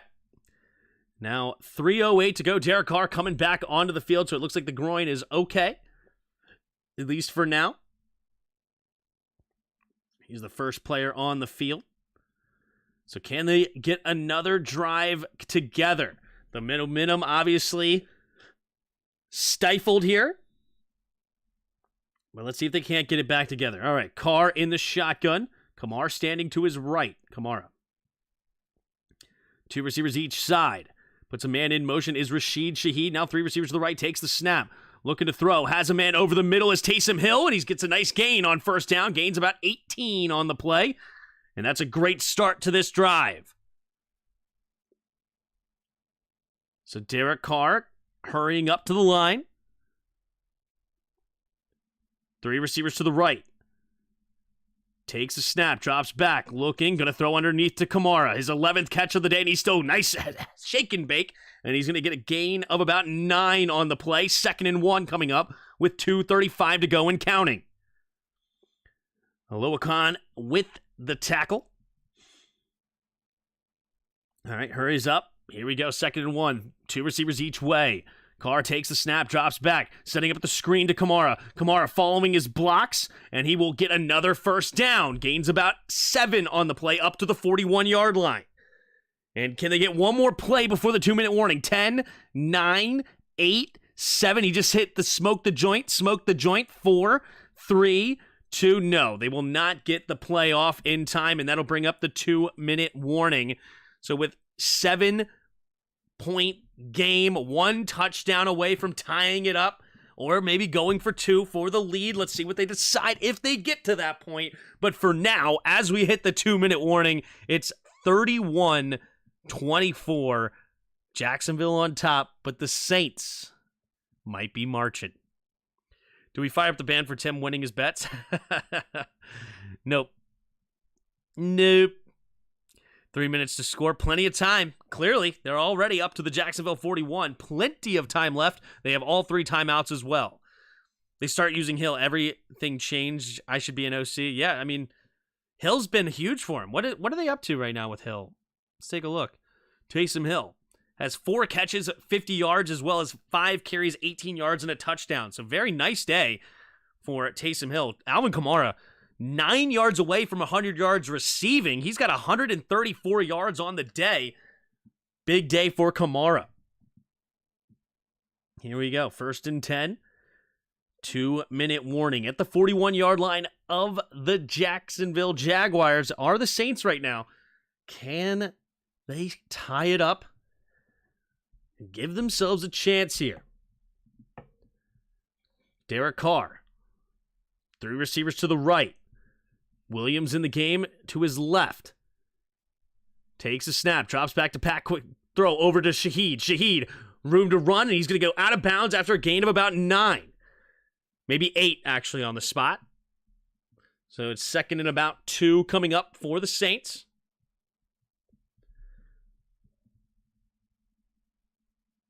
They give him 8 on the play. Derek Carr scans the field. 2 receivers each side. Takes the snap. Hand off to Kamara. Kamara with nice blocks, and he's into the secondary, and he gets tackled at the 18, but not until after a nice 14-yard gain for Alvin Kamara. This has been fantastic 4th quarter for the Saints. Here we go. They hurry to the line again. 2 receivers each side. Takes the snap. Drops back. Looking. Has to avoid the rush. Stiff arms a man. Still looking downfield and has to just throw it away. Derek Carr still making moves with his hurt groin. Looks like he's okay. 1:28 to go in the 4th quarter. Got to get a touchdown to tie, and they were already up to the 18-yard line, 2nd and 10. This is where they've struggled most of the game, though. Can they get a touchdown in the red zone? They have scored twice, actually, though, back-to-back, right? So they've gotten in there recently. Olave goes in motion left to right. 2 receivers each way. Takes the snap, drops back. Looking, throwing it over the middle, and he does have Olave. Gain of 8. 3rd and 2 now for the Saints. Quick little slant route. Nice catch over the middle. Devin Lloyd makes the catch. They got the mismatch they wanted. Linebacker on Olave all day long, please. Here we go. Kamara in the shot. Kamara takes the snap. Kamara takes the handoff, and he's going to get the 1st down. Gains about 3 on the play, maybe 4 depending on the spot. And that's going to be now 1st and goal. Here come the Saints. 53-52, plenty of time left. Time's not even a factor. Still all 3 timeouts. Now they want to let the clock run. Here we go. New Orleans, 2 receivers each way. Takes a snap, drops back. He's going to go to the end zone and overthrowing Michael Thomas. Incomplete for Brown. So 36 seconds now on the clock. Now it's going to be maybe a chance for Jacksonville if they aren't careful. But it's all right. Nonetheless, doesn't matter when you score. You just got to get a touchdown here if you are the Saints. 100 people in the chat. Shout out to all 100 of you. 101 Dalmatians out here.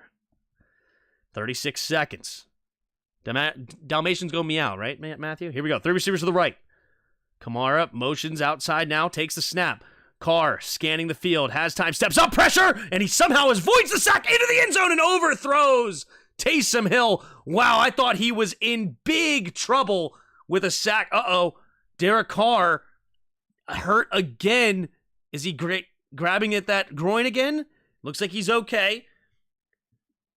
He took a hit as he threw that. Somehow Josh Allen did not get a sack here.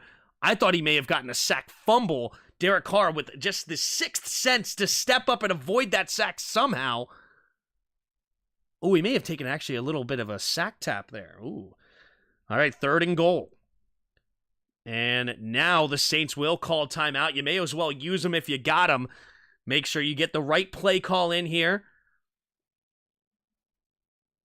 So Derek Carr going to take a minute to rest that groin. Make sure they get the right play called. They're in 2 down territory. So it wouldn't even be a bad thing. Actually, it would be a really, really good thing. Obviously, the number one thing you want to do is score a touchdown here. Obvious. But if you can get a catch over the middle for a gain of like 4 yards, set yourself up with a 4th and goal from the 2, that wouldn't be a bad thing. And you force Jacksonville to maybe use one of their timeouts. Make sure there's the little as much time as possible to make sure they can't get a field goal in regulation. So definitely your full playbook is open. Honestly, a run would be really smart here. I would not be opposed to a run play right up the middle with Kamara if they have a soft box. It kind of looks like they do. Takes the snap, but they don't. They drop back, but they do throw it to the end zone wide open, and he drops it! Foster Moreau open in the back of the end zone. Carr puts it right on him, and it's a drop. Oh my goodness. Oh, it's alligator arms off the field, off the fingertips. And the play was perfect. They fake it to Kamara in the flat, make it so that the linebackers have their eyes in the backfield, and Moreau, the unlikely potential hero, drops it. They hurry to the line. Takes the snap, drops back. The game is here. Back shoulder, and it's nearly picked off, and the game is over. And the game is over.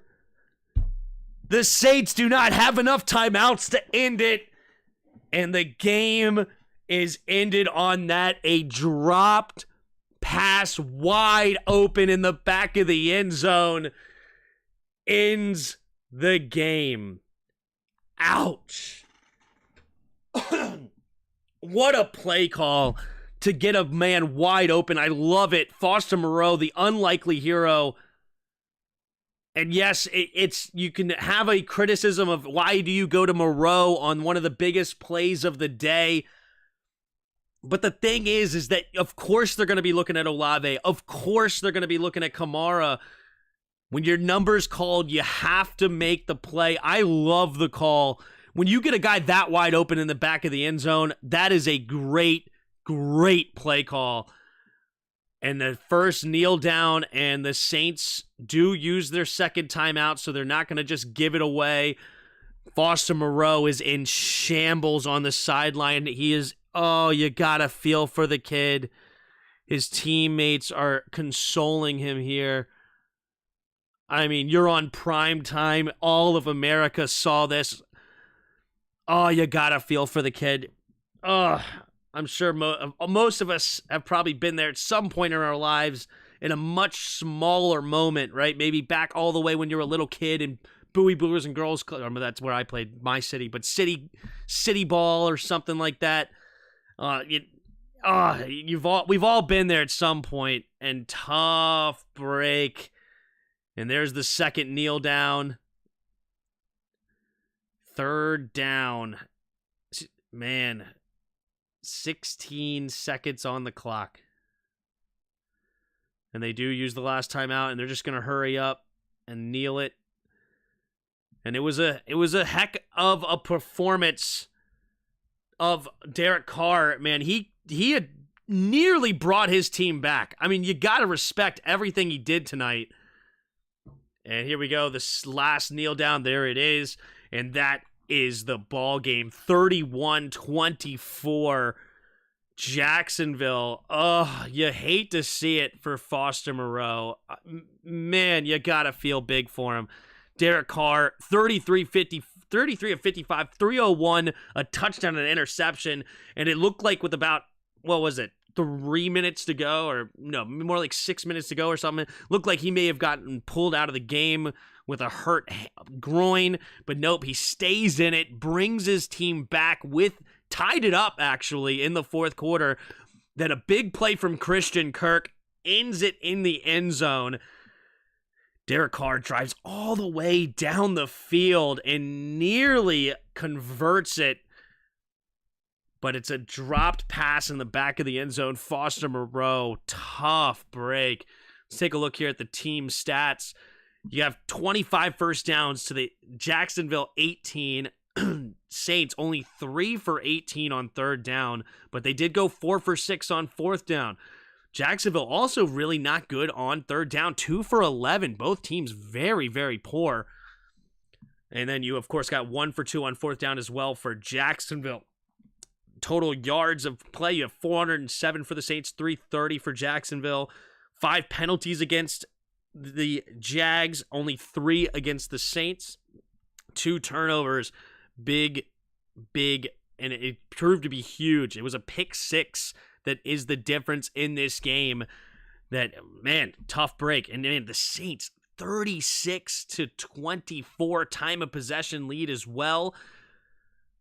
They just could not quite complete the comeback. What a game that was. That was very exciting, super close, very back and forth. Even though there was no lead changes through the entire game, but at the same time, the Jacksonville could never really run away with it. They had a 15-point lead, but they couldn't convert again to really blow it up. They had a chance to really ice the game out with a 4th and 1 potential conversion. They fail, then the Saints score right away, and it's a huge momentum swing, and then all of a sudden it came right back into it.